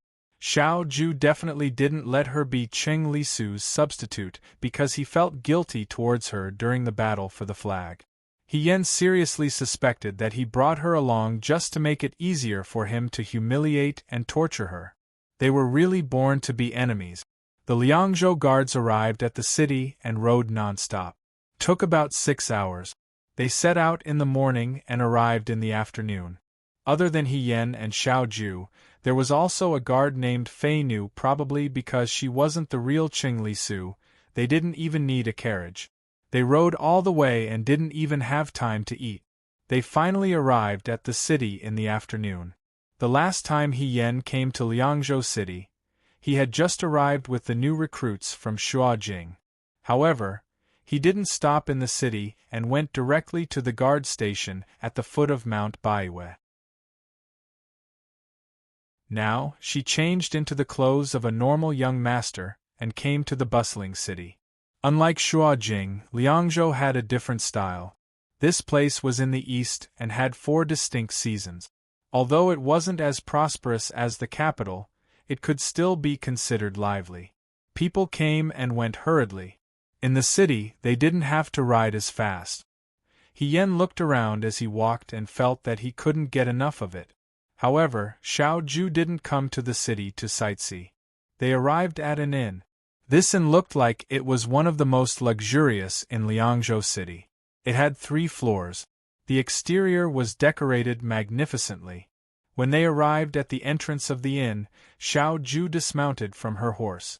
The waiter helped lead the horse to the stable, and they walked into the main hall together. To be honest, although Yen was the eldest young master of the He family, he had never stayed in a particularly expensive inn. Xiao Ju was as extravagant as his nephew. Even the place to rest was so particular. Yen was thinking this when he heard Xiao Ju say to the innkeeper, 2 rooms. 2 rooms? Yen was surprised. I'll share a room with Fei Nu. It wasn't easy for her to leave the barracks. Couldn't she have a room by herself? Cheng Lisu also told her to bathe every day. How could she bathe with Fei Nu in the room? Or else? Xiao Ju stared at her and asked, "You want to share a room with me?" No, Yen said. Then I'll share a room with Fei Nu. What a joke. She wasn't that ignorant. After all, second young master Xiao was as pure as ice and as pure as jade. How could he share a room with such a crude person like her? Yen silently cursed. Second young master Xiao should live with the Bodhisattva in the temple. Just put an incense burner in front of him and he would be worshipped. Xiao Ju ignored him. The innkeeper took the money and ordered people to clean up the rooms. Since the morning, the three of them hadn't eaten lunch. They could eat on the first floor of the inn, so they planned to eat here before going upstairs. The innkeeper could probably tell that Xiao Ju was either rich or noble. He stood at their table and said, "Our signature dishes are green bean noodles, steamed 5-flavored gluten, spicy shredded tripe, sesame rolls, wild duck with 8 treasures, shredded chicken with cucumber, spicy pigeon. What would you like to order?" Before Xiao Ju could speak, Hien asked loudly, "Innkeeper, do you have mushroom chicken?" "Yes, yes," the innkeeper quickly replied. Xiao Ju turned her head and looked at her calmly. Hien blinked. "What's wrong, uncle? You know that mushroom chicken is my favorite dish." Fei knew. Qing Lisu had told her that she had to be thorough when putting on an act. Now that she was in Liangzhou City, she was no longer Hien. She was Qing Lisu, second young Master Zhao's nephew. Was it wrong for her nephew to want to eat her favorite dish? Absolutely not. Xiao Ju looked away and said, "Give him mushroom chicken." Why was she so easy to talk to? Hien's heart skipped a beat. That's right, what if she met someone she knew here? Xiao Ju couldn't deny it in front of outsiders. This time, Hien's courage grew. She had been eating dry biscuits for so many days in the Guard Institute and had only tasted meat a few times. Since she seized this opportunity, and Xiao Ju did not lack money, wouldn't she be letting herself down if she didn't ruthlessly take advantage of this fat sheep? "Uncle." Hien's voice was crisp and sweet. She smiled and said, "I also want to eat spicy tripe, sesame rolls, wild duck with 8 treasures, shredded chicken and cucumber, steamed gluten with 5 flavors, pigeon and that, what's that, mung bean noodles. I want to eat all of them." Fei Nu's lips moved. She wanted to say something, but she held herself back. It had been a long time since she met someone who wasn't afraid of death. The innkeeper was surprised at first, but then he smiled happily. He looked at Hien as if he was looking at the god of fortune. He said to Xiao Ju, "This young master has good taste. He really believes in our inn's dishes." "My apologies," Xiao Ju laughed lightly. His movements were graceful, but his tone was harsh and sarcastic. He said lightly, "My nephew has not seen the world. I'm sorry for making a fool of myself. Hien, give me a portion of each dish." Second young Master Xiao spent money like it was dirt. The innkeeper was overjoyed. He turned around and ordered the kitchen to prepare the dishes. Hien originally wanted to tease him. He thought that it would be good enough if he could eat a few of the dishes. He didn't expect Xiao Ju to be so obedient and really order a portion of each dish. Could it be that Qing Lisu was usually so favored by her uncle? He was simply going crazy and getting whatever he wanted. Even Hien was a little jealous. She moved closer to Xiao Ju and asked carefully, "Commander-in-Chief, why are you so easy to talk to?" "Why?" Xiao Ju said lightly, "As an uncle, of course I can't let my nephew go hungry." This "uncle" really had a deep meaning behind it. Hien pondered and pondered, but he felt that something wasn't right. She and Xiao Ju were of the same generation. They were schoolmates in the past. Later on, they both became generals and were equally famous. But in this life, she first became Xiao Ju's soldier and called him commander-in-chief. Now, she was Xiao Ju's nephew. Even her seniority was lower than his. Xiao Ju took advantage of this. She remained silent. She didn't want to call him Xiao Ju anymore. Who knew that teasing Xiao Ju would cause her to lose out? She was really one step behind. The innkeeper's dishes were not good, but he cooked quickly. Not long after, all the dishes were served and filled the entire table. They were so extravagant that the people around them looked at them. Hien felt a little embarrassed and said, "Commander-in-Chief, I'm sorry for the expense." "Since you want to eat it, of course you have to eat it," Xiao Ju said slowly, "but I've taught you before. Simple rules lead to prosperity. Indulgence leads to death. Don't waste it." Hien felt that something was wrong. Just as he was about to speak, He heard the person in front of him say, "If there's a grain of rice left, you can forget about eating tomorrow." He yen.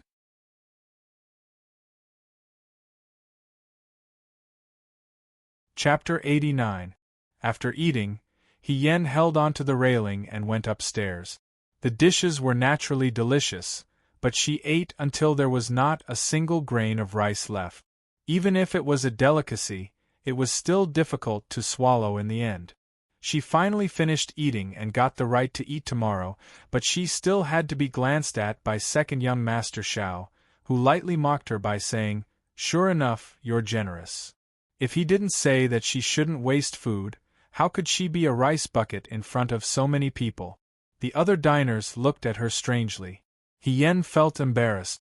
She was too full and really didn't want to talk to Xiao Ju, so she followed the waiter upstairs. Fei Nu didn't follow, but she was too lazy to care. As soon as she entered the room, she lay down on the couch. She was really full to the point that she couldn't walk.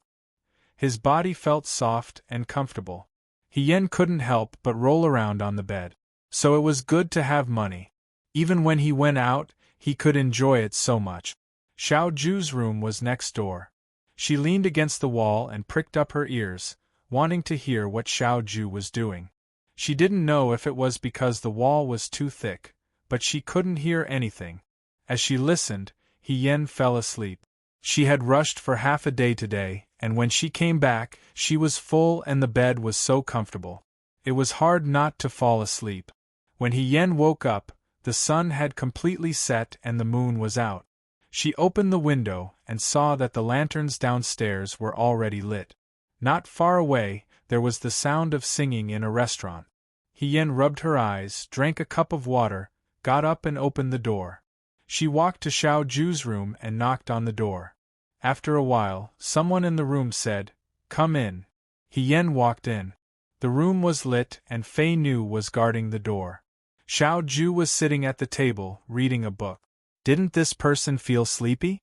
She didn't see him working so hard at Xianchang restaurant, but now he was working hard. Yan's heart was filled with shame. Look, this is what it means to have endless learning. She craned her neck to see what Xiao Ju was reading, but Xiao Ju closed the book and she couldn't see anything. He looked up with a cold gaze. "What's the matter?" Yen asked. "Commander-in-Chief, what do you do at night?" "Nothing." "Are you not going out?" He said. "What do you want to say?" Yen smiled and said, "If you don't have anything else to do, I want to go out for a walk. It's also my first time in Liangzhou City. I want to see if there are any interesting things around." She made up a story. "If I find something suitable, I'll buy some and bring it back for my fiancé." Xiao Ju didn't seem to be interested in her affairs. She said indifferently, "Up to you." Yen was overjoyed and said, "That's great, Commander-in-Chief, I'll leave first." She practically skipped down the stairs. After she left, Xiao Ju said, Fei Nu, the imperial bodyguard, already knew and said, "Young master, I'll follow him." "Don't follow too close," he said. "Be careful not to be discovered." This subordinate understands. Yen excitedly left the room. Yuan Baozhen hadn't arrived in Liangzhou yet. For the next few days they would be staying in an inn. They didn't tell the county magistrate that they were coming early. Other than repairing the zither, Xiao Ju probably had other things to do. Yen didn't plan to follow him. At least for now, Xiao Ju didn't seem to trust her at all. There was no need for her to warm up to him. She also didn't want to stay in an inn and read books like Xiao Ju. It would remind her of the terrible memories she had when she was studying at the Xianchang school. The night was perfect, so she took advantage of this time to walk around. Although Yuan Baozhen hadn't arrived in Liangzhou yet, if he wanted to know about the He family, there were other ways. Wherever there was a tavern or a tea house, as long as he shouted, "I know that recently General Fei Hong," it would lead to countless topics. She wasn't boasting, but during the years when she was most famous, many storytellers would tell stories about General Fei Hong every day. Of course, they would also tell stories about General Fengyun. At night in Liangzhou, there weren't as many people on the streets as in Shuo, but it wasn't deserted. The street vendors also sold local product. Yan walked and looked around. She only had 1 ingot of silver that she received from the flag fight. Although Xiao Ju was her uncle, he didn't have any intention of giving her money to spend. Fortunately, Yan had already eaten and drunk enough. He didn't want to spend money, so he just looked around and didn't buy anything. About 10 steps behind her, Fei Nu was following closely. Xiao Ju suspected that Yan's identity was different. This time, he brought her to Liangzhou to keep an eye on her and see if she secretly contacted people from Sujingfu. Fei Nu followed him diligently, but in the end, he was still a little puzzled. This young man looked around as he walked, as if he had never been out shopping before. It was extremely novel.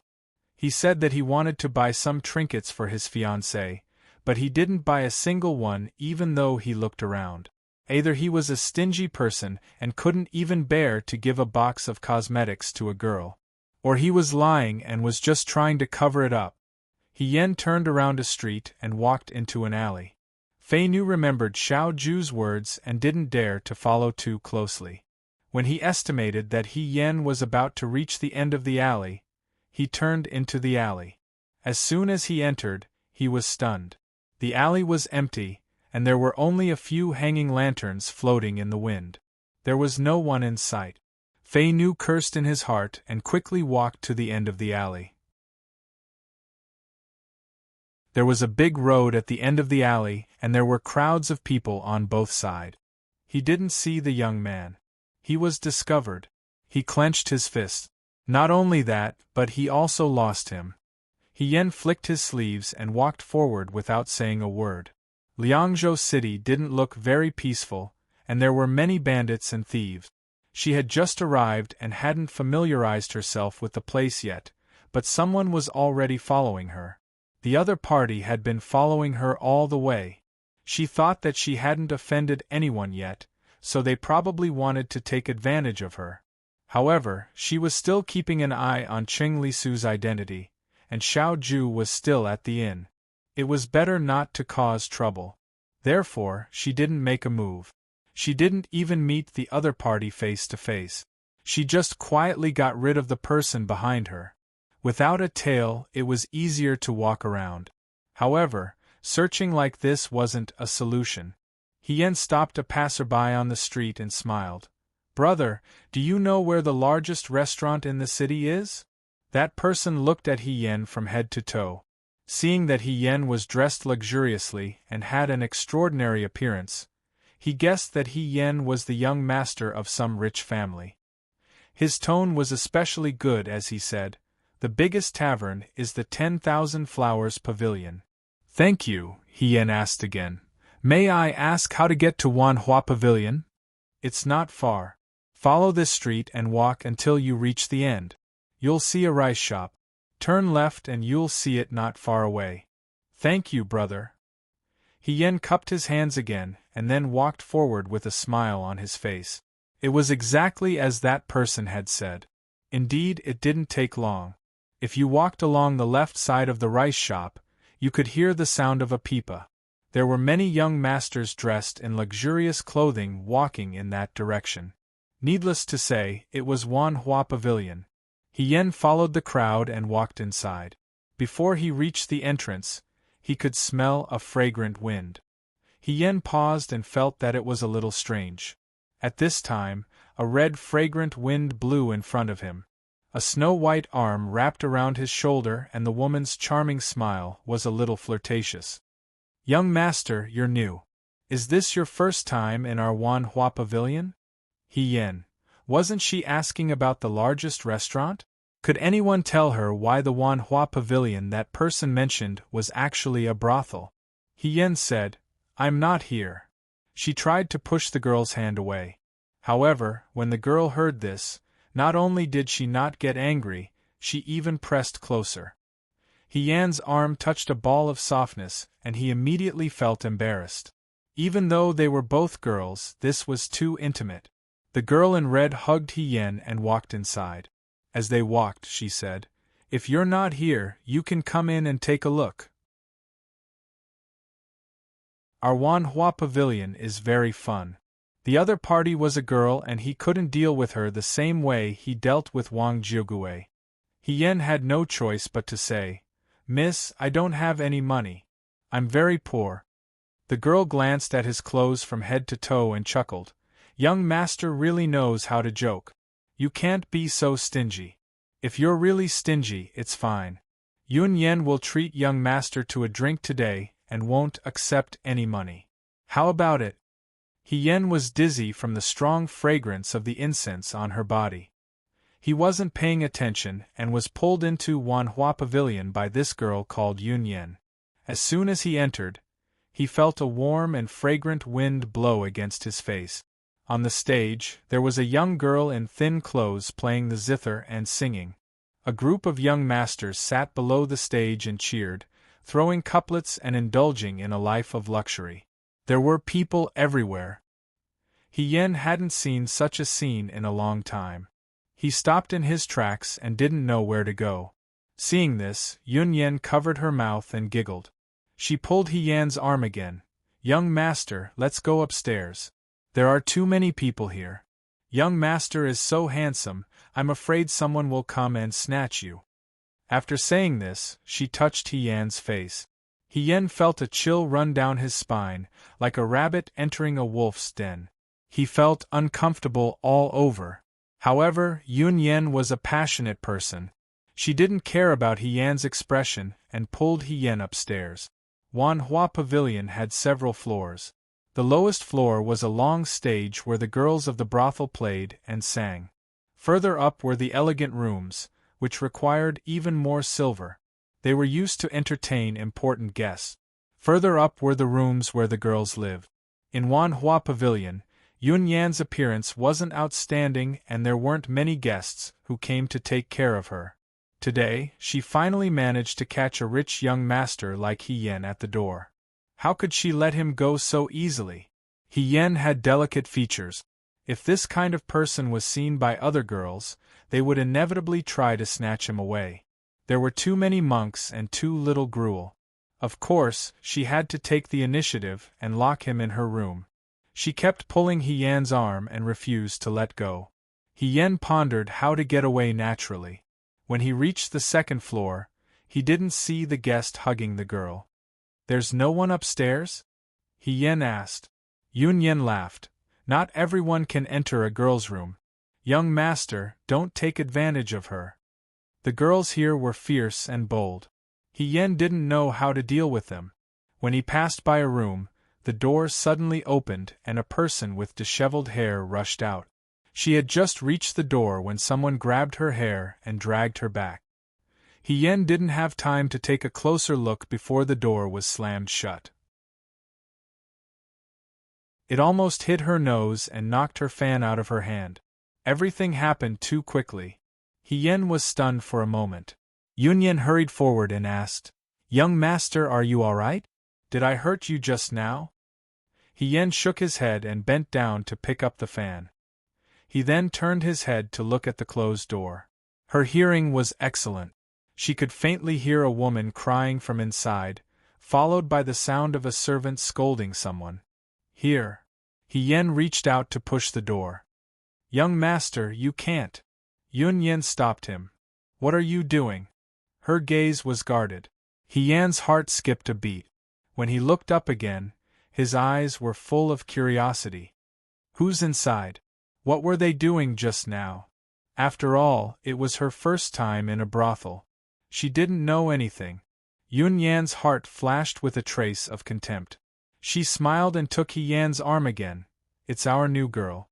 She doesn't know the rules and offended a guest. The servant is teaching her." "There are girls in your brothel who don't know the rules?" Hien said calmly. "I thought they were all as understanding as you." Yun Yan's face lit up with joy. She rebuked, "Young master has such a sweet mouth. We grew up in a brothel. If we don't know the rules, we won't eat. Naturally, we don't dare to offend guests. But some people are different. They have never suffered before. When faced with a sudden change, They think they are still the young ladies of the past. They are arrogant and willful. They will always suffer. After a few times they will understand. Hien raised his eyebrows. So you are from a good family. Young master, Yun Yen pretended to be angry. She lightly punched Hien's chest and said, "Are you saying that you don't like the girls in our brothel?" Hien chuckled. "How can that be? Compared to a wild cat with claws, of course a well-behaved girl is more lovable. She was born delicate and pretty. Wearing Cheng Li's clothes, she looked like an elegant young man. If she deliberately pretended to be elegant, she could charm a large number of young women." Sure enough, Yun Yen was dazzled by her smile. Unconsciously, she became more talkative. Even so, there are some people who like this wild cat with a temper. Don't look at how the people in this room don't know the rules. Now, the young master of our Liangzhou's county magistrate wants her. I don't know where this luck came from. At this point, there was a hint of jealousy in her voice. The young master of the county magistrate? Hien's heart was in turmoil. His expression did not reveal any flaws. He looked at her in surprise. The people in this room are so beautiful that even the young master of the county magistrate came here because of her reputation? What do you mean by that? Yun Yen did not think much of it. When this girl first came to our pavilion, Mother wanted her to receive a guest. The guest was young Master Sunday. Who knew that she would be so fierce? Not only did she not serve young Master Sun, she even used a hairpin to stab young Master Sun's arm. Young Master Sun is the county magistrate's only son. How can we just let it go like this? Let Mother train this girl for a few days. When she is obedient, we will send her to him. As Yun Yen walked forward, she said, "But this girl has a backbone. It has been 3 days, but she was still like this just now. It has been a long time since we have seen such an unyielding girl in our Wanhua pavilion. What should we do?" Hien waved his fan and said worriedly, "If she is not trained well, how will you explain to young Master Sun?" Young Master is joking. There are no girls in Wanhua pavilion that cannot be trained. No matter how unyielding a girl is, if she is drugged, she will not be able to do anything. I think this girl is asking for trouble. If she was obedient and coaxed young Master Sun, she might even be able to become a concubine. But now, even if she is on young Master Sun's bed, she will not be able to win his favor. Who knows how miserable her fate will be? As she said this, she felt jealous and somewhat sympathetic. Maybe she will think it through in a few days. Hien comforted, "Don't worry too much." Yun Yen shook her head. "I am afraid there is no time. Soon, young Master Sun's people will come to pick her up. Just now I was putting on makeup." Hien did not say anything. Yun Yen seemed to have realized that she had said too much. She showed her initial charming smile, and pulled Hien to a room at the end of the hall. She pushed Hien in and said, "Look, how can we talk about other people's affairs? Young master, why don't we talk about us?" This was a woman's boudoir. It was not very big. There was some rouge and face powder on the dressing table, and the hibiscus curtain was red. She suddenly felt that the night of spring was too short. She put her hands around Hien's neck again. Hien's scalp was numb, but he still maintained the attitude of a romantic young master. He smiled and said, "It is good to have a beauty in my arms, but don't you feel that something is missing?" Yun Yen asked, "What is it?" "Of course it is wine. I feel like old friends with you at first sight. In this situation, we should drink a cup together." She thought about the scene of He Yuanliang playing with the concubines in the Fu and tapped Yun Yan's nose. "Didn't you want to treat this young master to wine? Are you lying to me?" A romantic and handsome young man was flirting with her. Even a woman of pleasure could not help but feel her heart flutter. Yun Yen stomped her foot and said, "Why would I? Wait here, I will go get the wine now. Tonight, we will drink until we are drunk." She gave him a flirtatious look and walked out the door. After she left, Hien sat down on the chair and let out a sigh of relief. Imitating men in the brothel, whether it was in the past or now, was not something she was good at. It was really killing her. It was even more frightening than going to the Xianchang school to study. She flicked her sleeve again, and a small ball of paper rolled out from her sleeve. Just now, when they passed by the room, someone suddenly rushed out and was caught. In that extremely short period of time, a ball of paper was thrown out. At that time, she was afraid that Yun Yen would find out, so she threw her fan down and covered the ball of paper. When she bent down to pick up the fan, she also picked up the ball of paper. She was afraid that Yun Yen would find out, so she did not dare to take it out until now. The ball of paper was crumpled and scattered. Yen opened it and saw 2 words written on it. Save me. The handwriting was written with eyebrows and was a little blurry. The person who wrote it must be very nervous. Even so, he could see that the hairpin small regular script was very beautiful. There was a girl locked up in that room. Although Yun Yen said it in a dignified manner, in the end, it was nothing more than forcing a good girl into prostitution.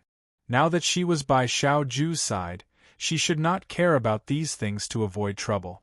But since she found out about this, she had a lot of resentment in her heart and could not stand by and do nothing. Yen put away the ball of paper, stood up, and left. When Yun Yen came back with the wine, the room was already empty.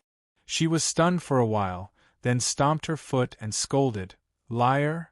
The night gradually deepened. The singing in the Wanhua Pavilion became more and more flirtatious. Men and women huddled together, talking and laughing intimately. It was hard to tell if they were just putting on a show or if they were sincere. The moon here was not as clear as in the city. Probably because there were no mountains or rivers, it was less spacious and more blurred. In the tea-house opposite the Wanhua Pavilion, a young man in brocade clothes was sitting and drinking tea. In the end, Yen could not bear to use the silver ingot. So, he took a button from Cheng Li Su's clothes. The button was inlaid with gold. Yen used this button to buy a cup of tea, the cheapest kind. The owner of the tea-house had probably never seen such a weirdo who was dressed in luxurious clothes, but had to pull off the buttons to pay. He looked at her with a somewhat indescribable gaze and only said, "Little brother, you should keep the buttons for yourself. This cup of tea is for you to drink. It's free." Yen. "Thank you very much." She slowly put the button back into her pocket, thinking that she would sew it back on for Cheng Li after a while. Why later? Naturally, it was because she had to go out in the next few days. What if she wanted to drink tea again? She did not want to have to pull it off a second time. If Cheng Li Su knew that Yen had such thoughts, she would probably regret lending her clothes. As the night deepened, the Wanhua Pavilion became more lively. More and more guests came to the pavilion, and very few people went home. With a warm and fragrant woman in his arms, he naturally did not want to go home. At this time, someone came out of the Wanhua Pavilion and saw very clearly. A carriage stopped in front of the Wanhua Pavilion. 2 fat nannies helped a woman out. Half of the woman's body was leaning on one of the nannies, and she seemed to be drunk. Yen took a closer look. Instead of saying that the 2 nannies were helping her out, it was more accurate to say that they were holding her up. This was probably the strong-willed girl that Yun Yen mentioned that the young master had taken a fancy to. The strong-willed girl was put into the carriage, and the carriage took her away. In addition to the coachman, there were 2 people who looked like bodyguards following beside him. They looked like escorts. Yen spat in her heart. They were really treating people like goods. She put down the teacup in her hand and quietly followed them.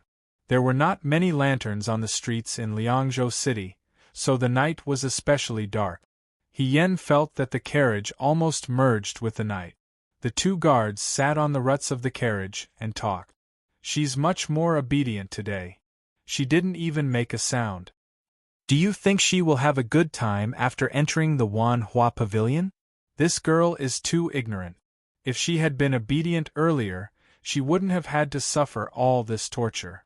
Didn't she say that she's a young lady from a rich family? It's normal for her to take things too hard. But this is good. The young master doesn't like her. After tonight, perhaps you and I will benefit. The two guards looked at each other and laughed obscenely. Just as they were talking, the carriage suddenly tilted forward, and the two of them almost fell off. One of them scolded, "Hey! What's going on?" They looked up. He saw a person sitting under the low eaves of the house. He was wearing a brocade robe with his hair tied up. Half of his face was covered with a handkerchief, and only a pair of eyes could be seen. He seemed to be smiling, but because of the darkness, they could not see clearly. He was tossing a few pieces of surtout in his hand. The carriage stopped because a piece of surtout had scratched the wheel, and the carriage could not move. "Who are you?" The guard got off the carriage and shouted. "Is there something wrong with your head?" The man spoke in a low voice, but it could not hide the arrogance in his words.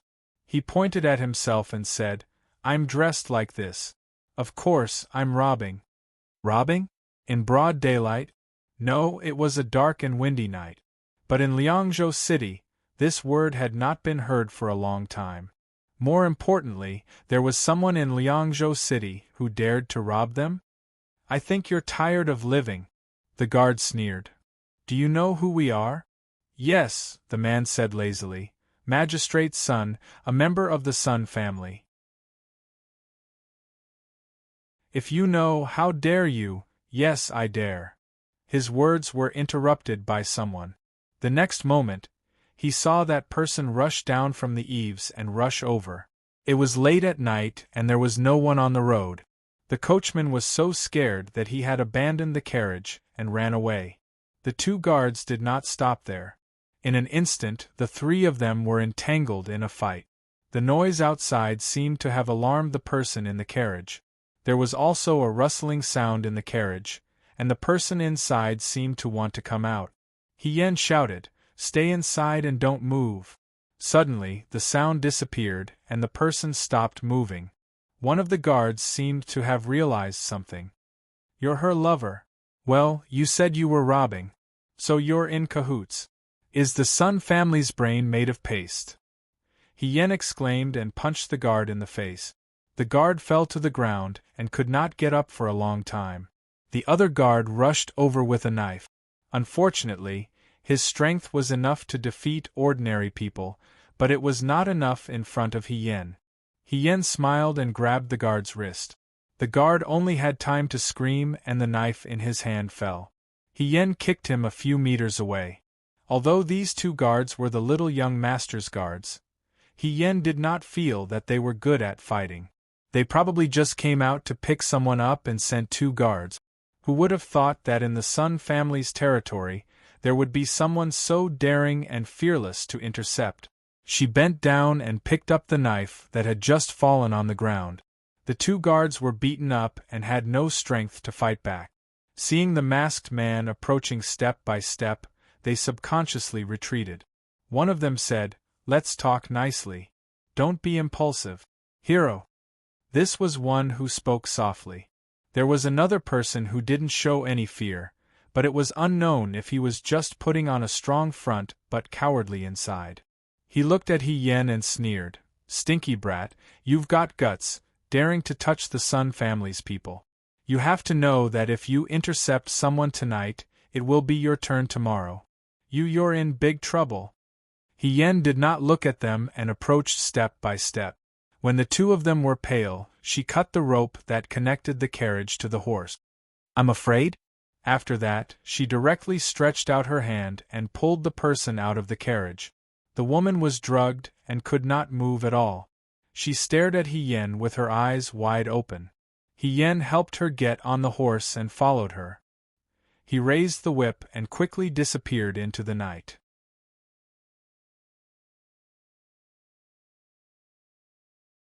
Chapter 90. The horse galloped in the silent night. After an unknown amount of time, Hien pulled on the reins and stopped the horse. This place was an empty market. The peddlers had already returned home. This strong-willed girl had been trembling since she got on the carriage. Now that the drug had worn off a little, she could speak again. Her voice was soft and weak as she said, "Let go of me."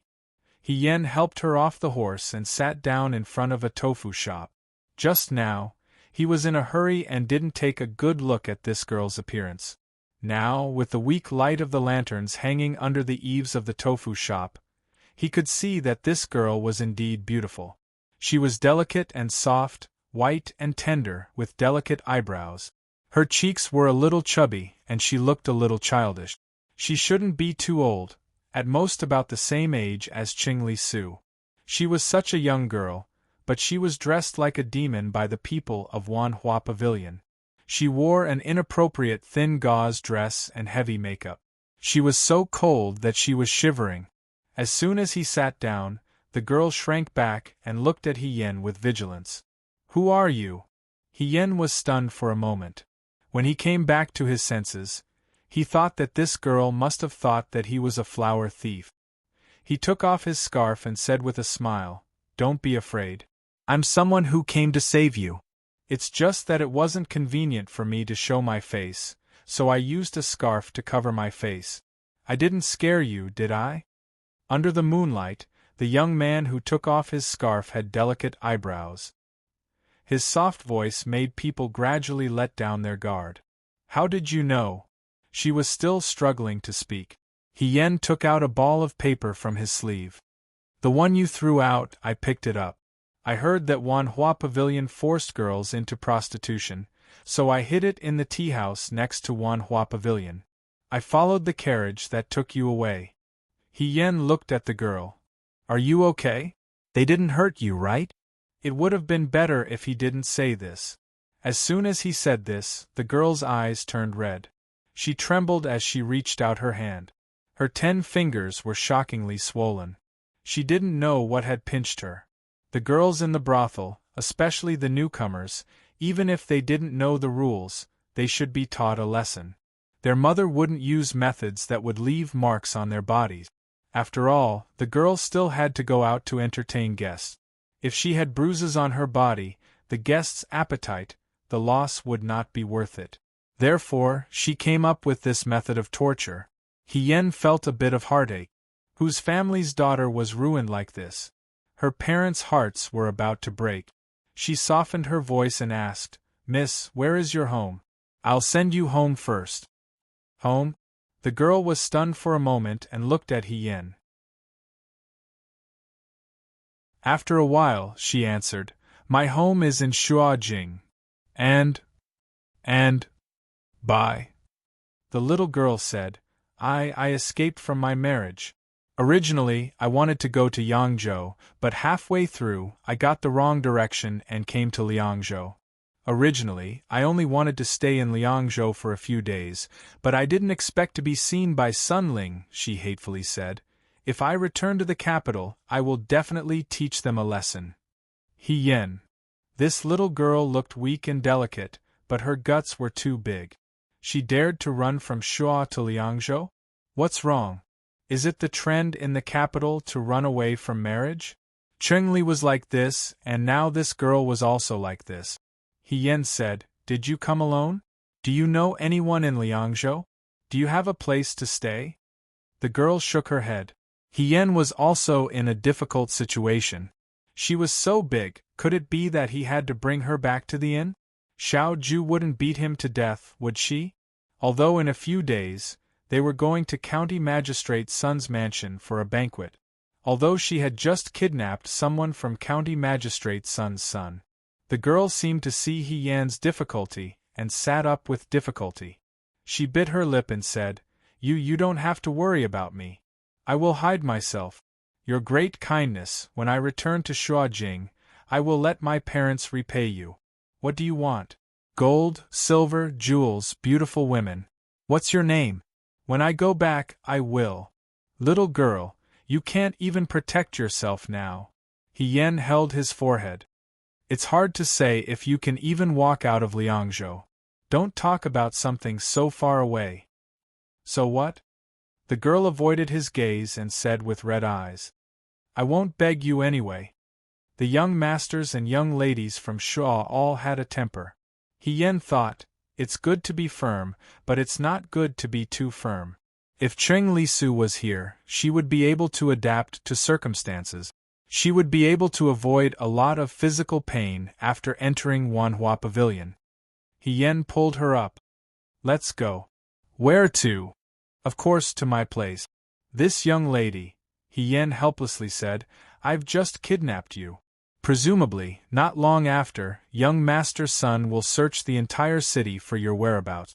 It's so late at night and you have nowhere to go. In the end, you will be found by Sun Ling. He'll only torture you even more. I've worked so hard for an entire night. Is this the result I want? The girl didn't have much strength. Hien helped her onto the horse. She said hesitantly, If you bring me home, I will bring you trouble. The Sun family is powerful in Liangzhou. You? This little girl's heart was clear. Hien urged his horse and said, Don't worry, my family still has the power to cover the sky in the Great Way. If there was no other way, he could bring up Xiao Ju. Second young Master Xiao was powerful in the way. Hien asked, I forgot to ask you. What's your name? My name is Tao Tao, she said. Tao Tao? The name sounded familiar. Hien thought about it carefully but couldn't remember where he had heard it before. The situation was urgent, so it wasn't the time to be fooling around.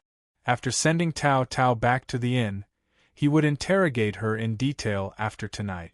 Hien didn't grow up in Liangzhou, so he didn't know the way to Liangzhou.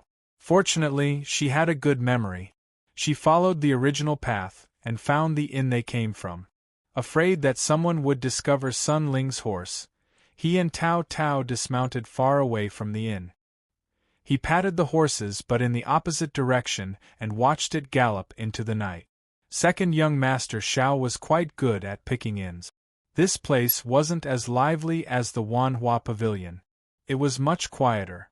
It was late at night and almost no one was around. When Hien helped Tao Tao upstairs, there was no one downstairs. She opened the door and found that Fei Nu wasn't there either.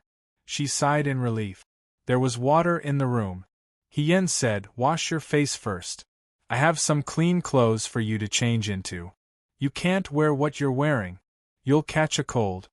She placed the large pile of clothes Cheng Lisu gave her in Tao Tao's hands. You can choose what you like. Tao Tao looked at her and blushed. Get out. Hien suddenly remembered that she was a man. Okay. I'll go out. I'll guard the door. Don't worry and change. After she closed the door, she thought for a moment and slipped outside Xiao Ju's room.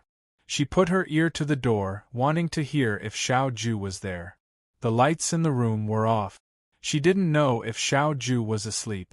Hien whispered, Governor? There was no response. She reached out and gently knocked on the door. Still, there was no answer. Hien stood up and hesitated for a moment before pushing the door open. The windows in the room weren't closed. The wind from outside leaked in. Under the moonlight, the bed was neat and tidy.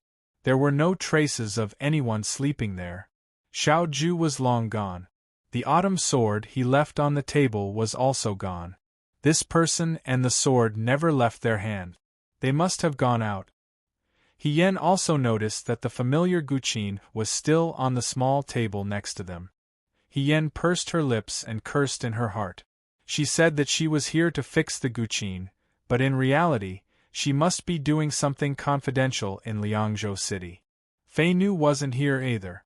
This master and servant must have gone out to do something. They didn't even bring her along. It was obvious that they didn't trust her. Although Hien already knew that Xiao Ju didn't trust him and that it was reasonable, he still felt a little uncomfortable in his heart. In any case, they were schoolmates and had known each other for so many years. When they went out to do things, she wouldn't tell anyone. How petty. She left Xiao Ju's room and closed the door behind her. On the other side, Tao Tao had already changed. She opened the door and saw Hien. She lowered her head and said, I'm done. Hien pushed her in and said, The walls have ears. Come in and talk. She lit the lights in the room. Tao Tao looked much more delicate after changing into Qing Lisu's clothes. Qing Lisu's clothes were mostly bright and colorful. The white robe on the little girl made her look even fairer and prettier. Her eyes were still red and her hair was draped over her shoulders. She was as obedient as the snow-white bunny He Yan had seen before.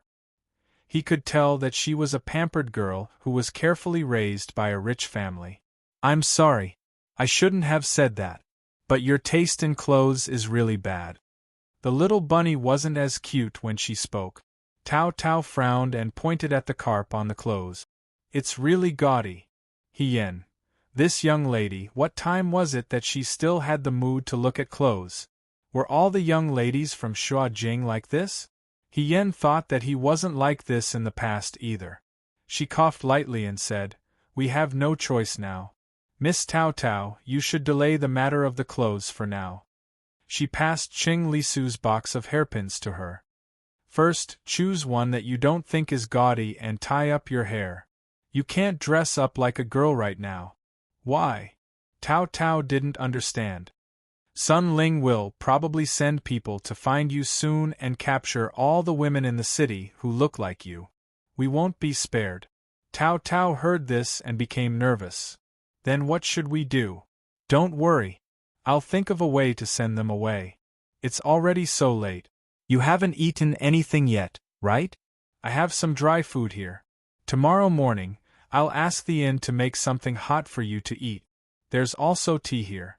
It's a bit cold, but help yourself." Tao Tao rubbed her stomach and felt hungry. She went to pour tea from the teapot.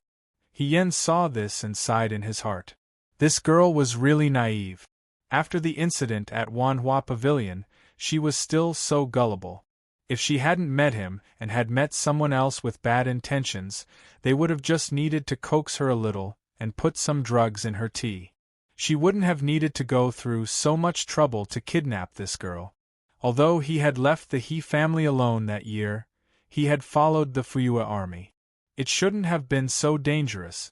In this world, it was always difficult for women. She thought to herself. She originally wanted to hide this matter from Xiao Ju, but now that Xiao Ju and Fei Nu weren't here, it was difficult to do so. She had originally planned that if Sun Ling's people came looking for her, Xiao Ju wouldn't be able to enter the house to investigate. Now that this big Buddha was gone, if she used Xiao Ju's name, others would probably think that she was lying. She could only hope that Xiao Ju would come back soon. He Yan never thought that there would be a moment like this when he looked forward to second young Master Zhao's return. Tao Tao casually ate a few bites of the biscuits and drank a cup of tea before saying, "I don't want to eat any more." From the way she wrinkled her nose in disdain, this, "I don't want to eat any more," was definitely not because she was full, but because it didn't suit her taste. She sat in front of the table and looked at the bronze mirror to tie up her hair. After combing it for a while, she turned around and said, "I'm done." He Yan also felt a little thirsty at this moment. He took a cup of tea and almost spat it out when he saw it. This child's hair was tied up in a mess, as if she had just escaped from a disaster. He couldn't help but ask, Did you tie up your hair?" "I've never combed my own hair in the Fu before. It was always the servant girls who combed it for me." The little girl felt wronged and threw the comb away. "I don't know how to." He Yan. He walked over helplessly and picked up the comb in a good mood. "If you don't know how to, then you don't know how to. Why are you so angry? Let me help you." After saying this, he really took Tao Tao's long hair and combed it for her. Tao Tao was stunned. The youth reflected in the bronze mirror was gentle and handsome. She couldn't help but ask, "You even know how to do this?" "I'll be able to after a few more tries." He Yan replied with a smile. She had been the eldest young master of the He family for many years, but other than the first and second branches of the He family, no one else knew about her change of identity. Therefore, He Yan's manservants and servant girls were never too close to her. Even the matter of tying up her hair could be exposed. Therefore, He Yan began to tie up her own hair from a very young age. Not only did she have to tie her hair, but she also had to do anything that could reveal her secret. Over time, she developed a personality of doing everything by herself. Although she sometimes envied those young masters and young misses who grew up in the palm of their hands, she thought about it again. For example, if she encountered a situation like today, she wouldn't cry endlessly. There were many things that she had more confidence in relying on herself. After tying up her hair, Hien darkened her face and made her eyebrows thicker. She was already very good at this kind of woman disguising as a man. After the makeup was done, Tao Tao looked at herself in the mirror and said in a daze, Thank you, you're really good at it." Hien clapped his hands. "Practice makes perfect, that's all. Miss Tao Tao, please turn your back. I also need to change my clothes." Tonight, Liangzhou City was bustling with activity. Someone actually robbed the little child's carriage, not far from County Magistrate's son's mansion. The person in the carriage was the little child's new concubine. For a moment, Liangzhou City's government officials were in chaos and swore to catch the thief. Young master, that person is clearly her lover."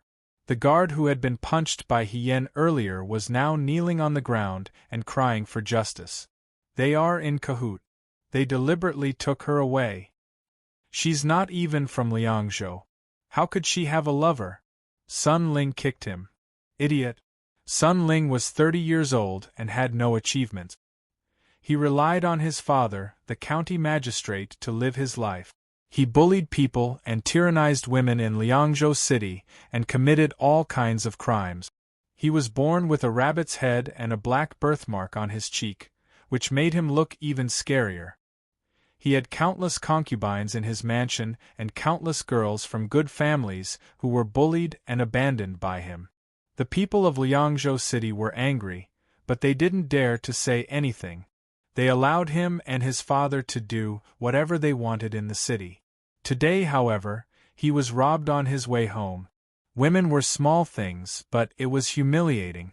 To Sun Ling, this was a blatant disrespect for the Sun family. "The city gate has been sealed." Another guard said, "That woman is injured. She should still be in the city. We'll check door to door.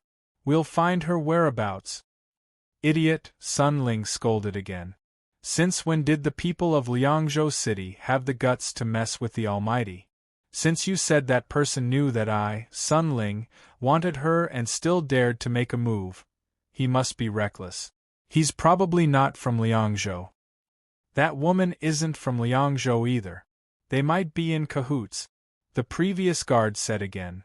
"I don't care if they're in cahoots or not.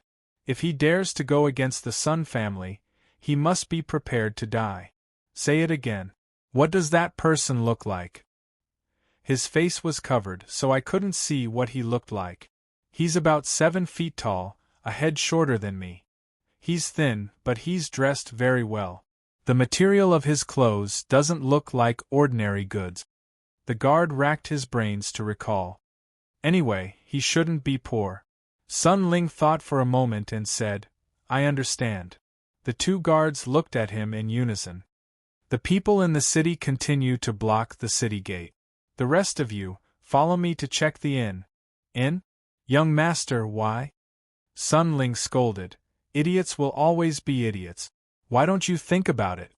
Since he's probably not from Liangzhou, he must be staying in an inn. Even if he's dressed well, there's no way he's staying in a shabby inn. Why don't you just look for those good inns that cost a lot of money?" "I see." The two guards quickly praised. "Young master is wise, young master is wise." "Humph," Sun Ling smiled proudly.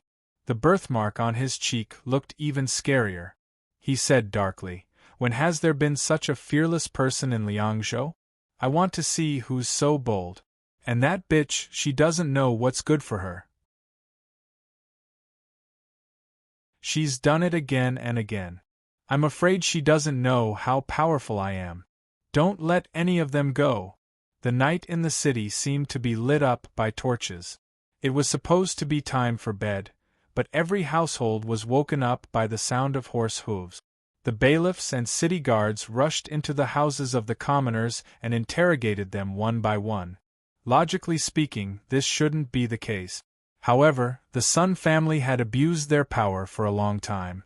When they heard that Sun Ling's concubine had been kidnapped, many people secretly cursed. Pay nonsense.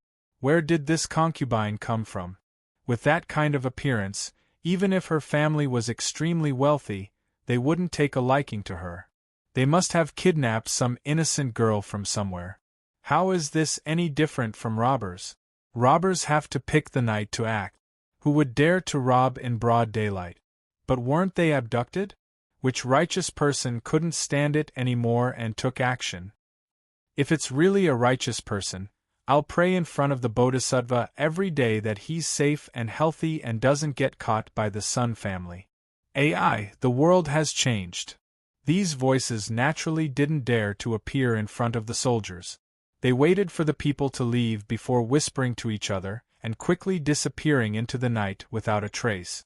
The inns in the city were also in trouble tonight. The shopkeepers and waiters, along with the guests upstairs, were all pulled out and interrogated one by one. Those who appeared to be well off were interrogated even more carefully. Not even a fly was spared. Yen sat on the edge of the bed. The lights were already off, and only a little moonlight came in through the window. It was already late at night, but Xiao Ju and Fei Nu still hadn't returned. She thought to herself, are they not coming back? It was just like those poor families who couldn't afford to raise an extra child. They took their youngest son to a crowded street and lied to him that they were going to buy candy. In the blink of an eye, they were gone and abandoned by the side of the road. Did Xiao Ju abandon her? She was too pitiful. She only had so much money on her, and she still had to pay for the inn tomorrow. She still had to eat, and she still had to go back to the Liangzhou City Guards institution. Was this something that a human could do? If that was really the case, she would go next door and sell the evening zither tomorrow. Yan's thoughts ran wild. Would this person come back or not? If not, she and Tao Tao could each have a room tonight. It wouldn't be a waste. As she was thinking, Tao Tao, who was also sitting on the edge of the bed, whispered, "You won't run away, right?" Yen was astonished. They said that Sun Ling is very powerful in Liangzhou, and everyone is afraid of the Sun family's power. Before, I asked many people for help, but when they heard that it was Sun Ling, no one dared to help. When Tao Tao said this, her expression became angry. When she was stranded in the 10,000 Flowers Pavilion, she didn't fall into someone's trap right from the start. She struggled along the way and looked for opportunities to ask for help. She looked for many people. There were tall and strong warriors, and there were also scholars who were full of righteousness and honor. There were rich merchants who were old enough to be her father, and there were also chivalrous people who carried swords and traveled everywhere. She tried her best to find people who looked like they had the ability to save her, but when they heard that it was someone that Sun Ling wanted, they left with their tails between their legs. Even if she promised a lot of money and threw out her identity, no one cared about her. In the end, Tao Tao despaired. When she threw out that piece of paper, she didn't think that there would be a tomorrow. She only thought that if she saw Sun Ling, she would die with him. Who knew that at the last moment, someone would rush out? She turned her head to look at the person beside her. The young man tilted his head, thinking about something. It was very strange. Such a weak-looking young man could make her feel an inexplicable sense of security. Perhaps it was because of the gentle smile on her face, or her clear eyes. Tao Tao inexplicably trusted this person, but she was also a little worried. She said, "A strong dragon can't suppress a local snake. You know about this?" Yen smiled. "Actually, I'm also a local snake. I'm very powerful." Tao Tao saw that her expression was relaxed, so she also relaxed a little. She looked at Yen and couldn't help but ask one last question. She asked, "The Sun family is so domineering. You're not from Liangzhou, so you don't know what kind of trouble you'll get into if you save me. They don't dare to make a move, so why did you save me?" Why did this child have so many questions? Hien turned her head and saw the little girl looking at her with red eyes. She was curious and expectant, so she couldn't help but reach out to touch her head. Because you're a woman, she said silently in her heart, and I'm also a woman. The noise surrounded the entire inn.